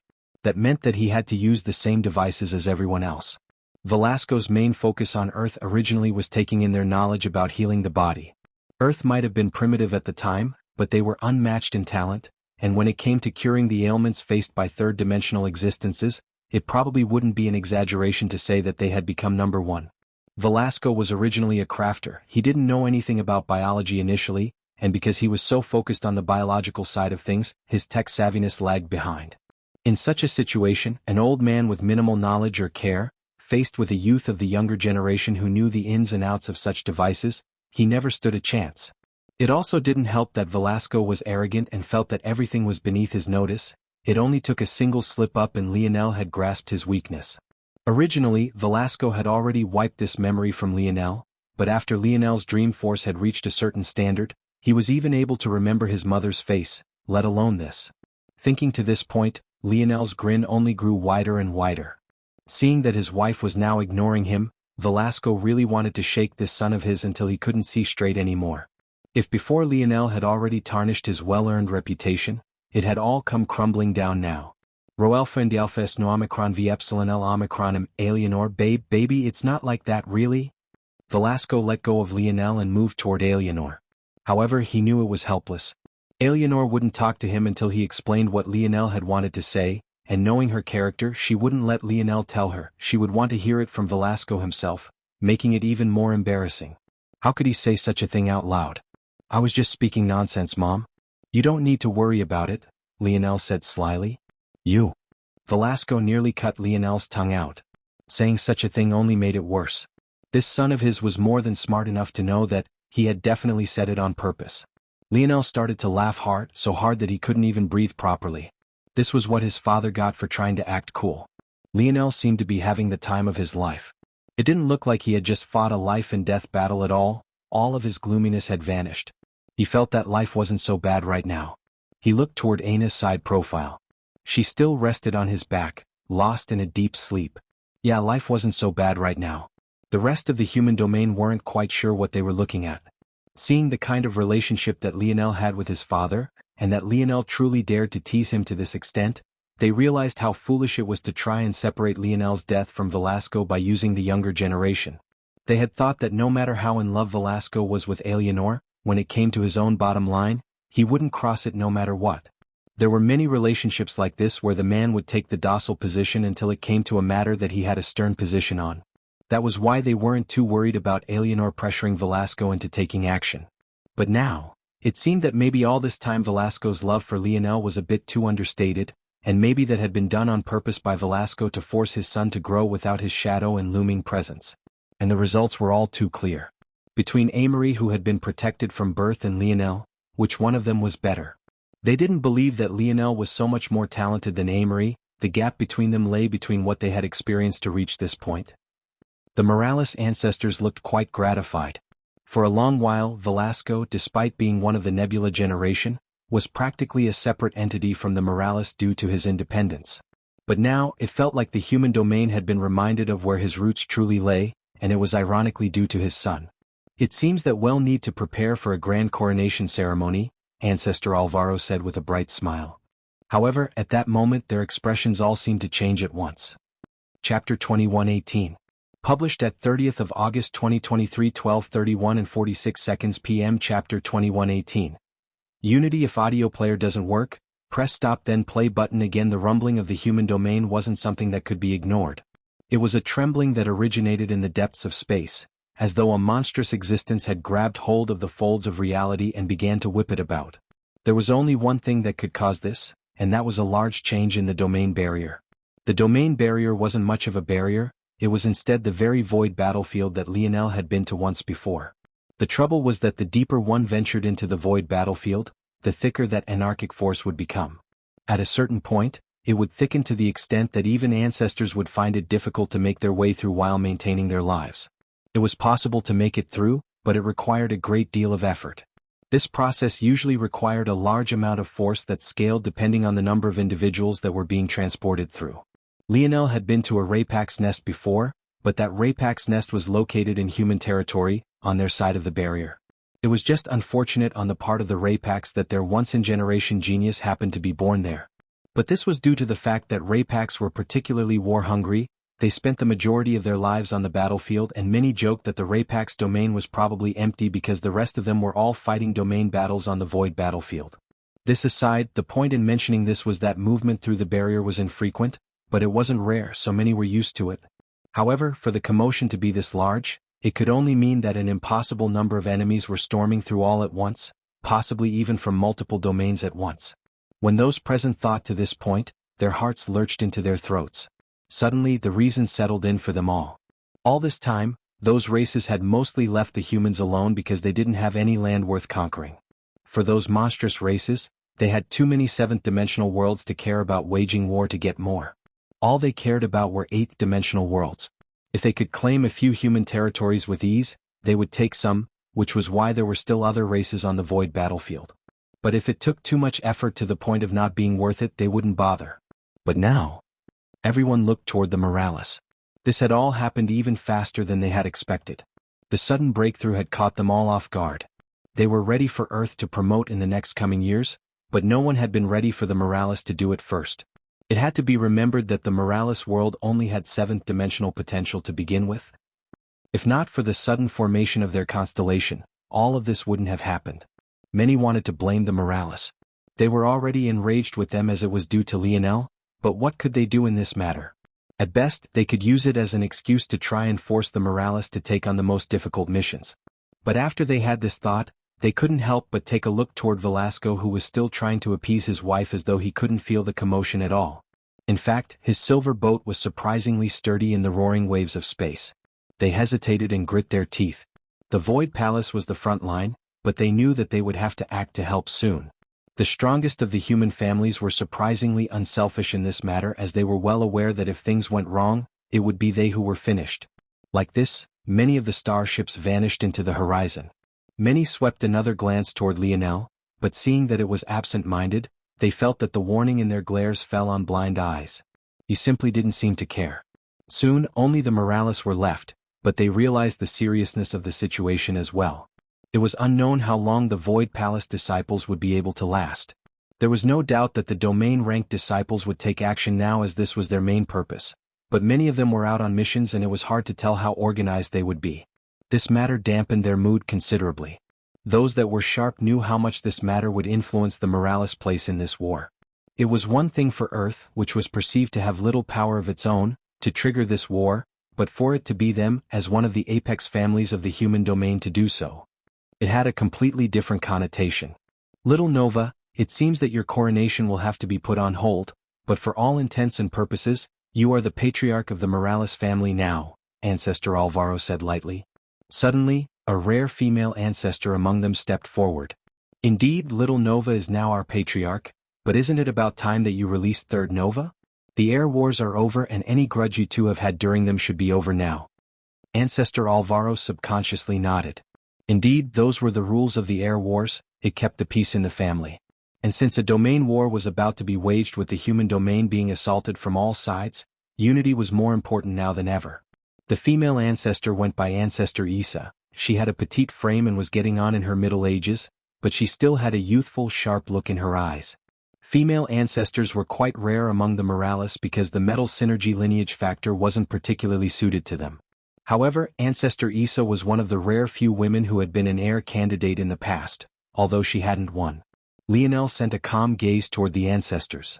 Indeed, to these old fogies, the patriarch position was only the figurehead of the family, the true authority rested on their shoulders.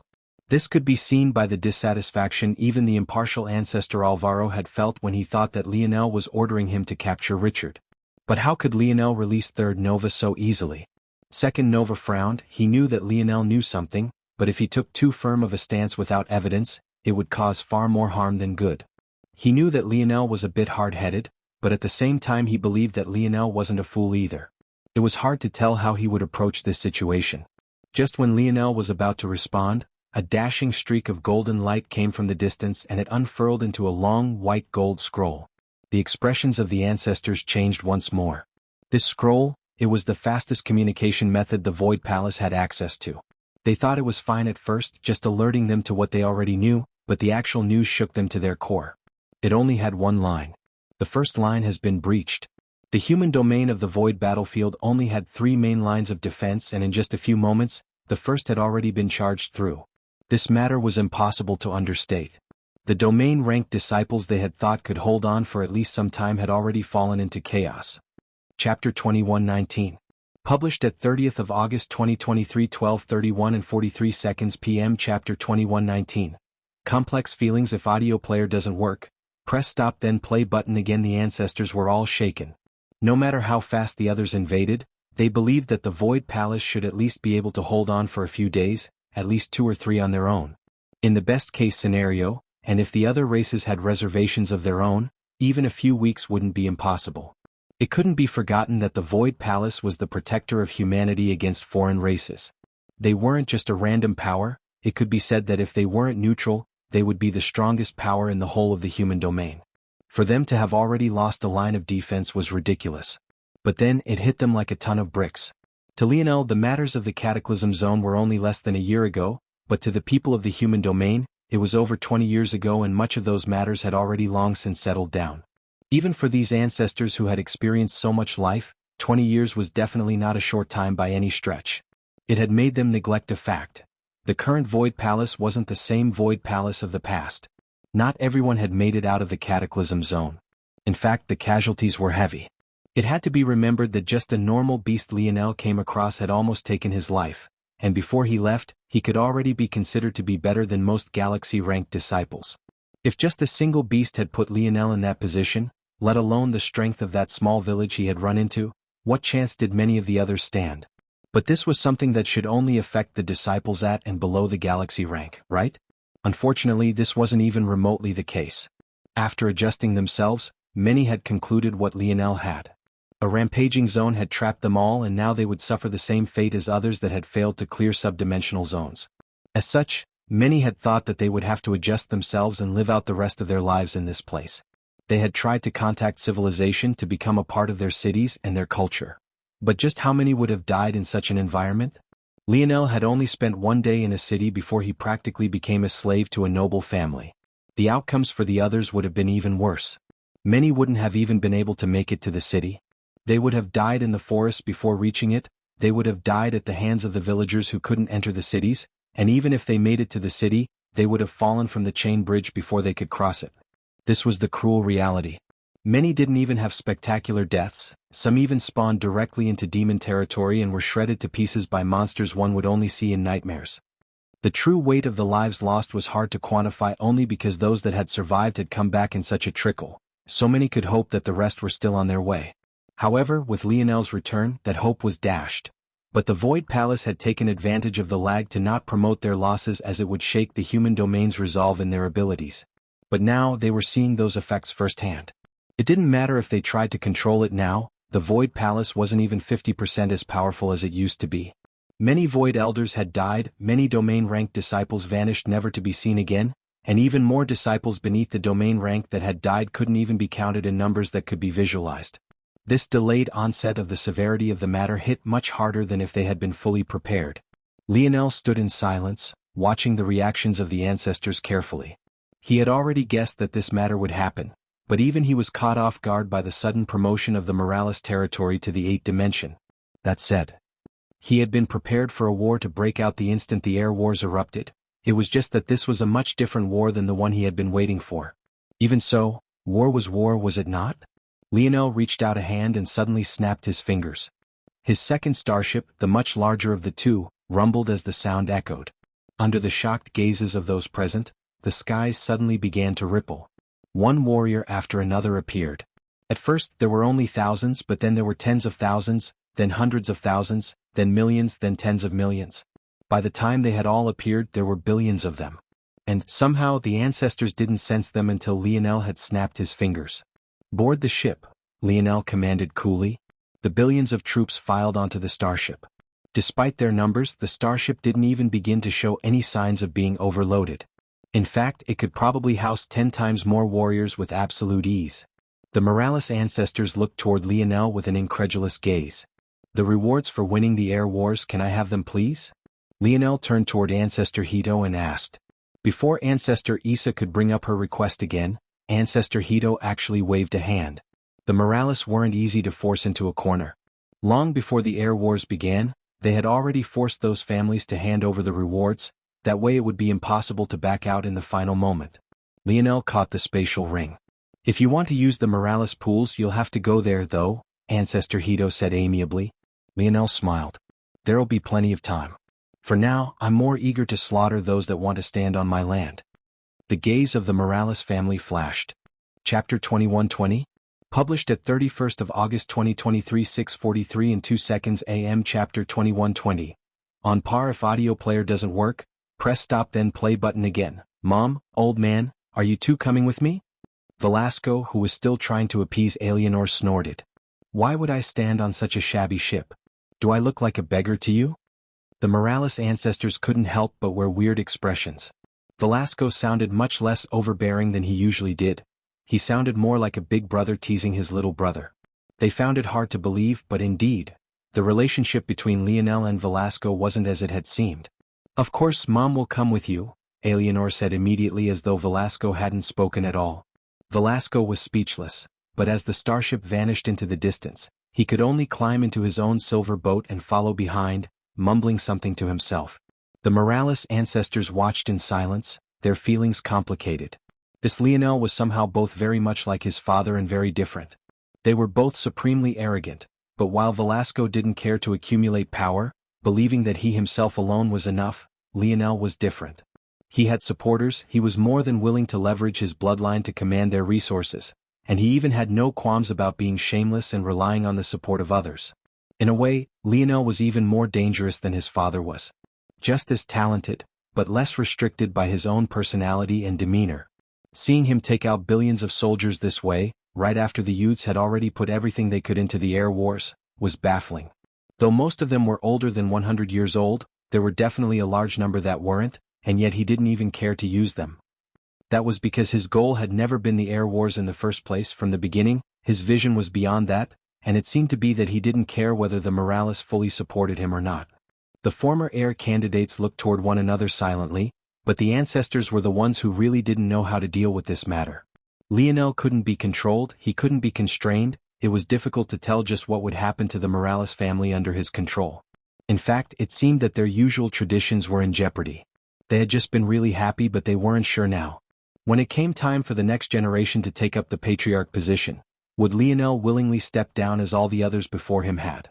His ambition didn't seem to allow for this. There had been one other time this happened in Moralis history, and it had caused divisions that lasted until this day. Could they allow it to happen again? The ancestors looked toward one another, their expressions unreadable. How could they remove Lionel from the patriarch position after all that had happened? Maybe even some of the ancestors wouldn't agree. How would the human domain react to such a farce? And further than that, what kind of retaliation would Lionel give them? Lionel could guess the thoughts of the ancestors. The funny part was that they were right to worry, because he truly had no intention of stepping down. He truly had a knack for getting himself into trouble he deserved, but he didn't care very much. By the time it was time for him to step down, he would have already united at least the human domain. It would no longer be the Morales family, it would be an empire. If the Morales tried to kick him out ahead of time, well, good luck. Lionel spun the spatial ring he had received in his finger before he forgot everything around him to send his mind into it. He didn't have as much time as he thought he would, so if he wanted to maximize these resources, he would have a very short time. The silver tablet only worked on those below the 8th dimension. He couldn't just use it as a get-out-of-jail-free card. And even when it came to using it on 7th dimensional experts and lower, there were limits, or else he wouldn't have had to purge the souls that had remained from the trial. Relying on just being able to revive everyone would only get him so far. He needed real power. He had prepared a great deal already, but in his opinion, there was no such thing as too much preparation. These resources were rare and he couldn't easily get his hands on them. They represented the accumulation of the most powerful families of the human domain. He would be a fool to not try and make use of it immediately. With the help of the suspended reality pods of the segmented cube, he could extend this next day into almost 100 days. He had only displayed 1,000 pods during the air wars, but that was only so that others would be fooled into thinking it couldn't be scaled. In reality he had 1,000,000. This was enough to fundamentally change an already elite troop. Lionel didn't edge himself, he moved his mind directly to the most powerful treasures, or rather what he assumed to be the most powerful, the Suyard family, the Omen family, and the spiritual religion. It had to be remembered that the treasure they were trying to match up to was the transcendent pool of the Morales. This allowed someone with no training to enter the 7th dimension of the conventional path in just one day. The Morales wouldn't let those families bring out anything weaker than that. Of course, the resource itself wouldn't be given to Lionel, that would be ridiculous. But the amount necessary to use it once would be. To most, a quantity of 1 for an army of billions was far too little. But Lionel had his own thoughts. His mind landed upon the Suyard family's treasure and his eyes narrowed. Indeed, it seemed that the Suyard family was worthy of being on par with the Morales family. Chapter 2121. Published at 31st of August 2023 6:43 and 2 seconds AM. Chapter 2121. Boost. If audio player doesn't work, press stop then play button again. Lionel took out a stone. It was only as large as his palm, but its heft almost caused the back of his hand to hit the ground. This might not be too surprising if it was others, but Lionel's raw strength now had almost caught up with Ana's before she broke into the 7th dimension.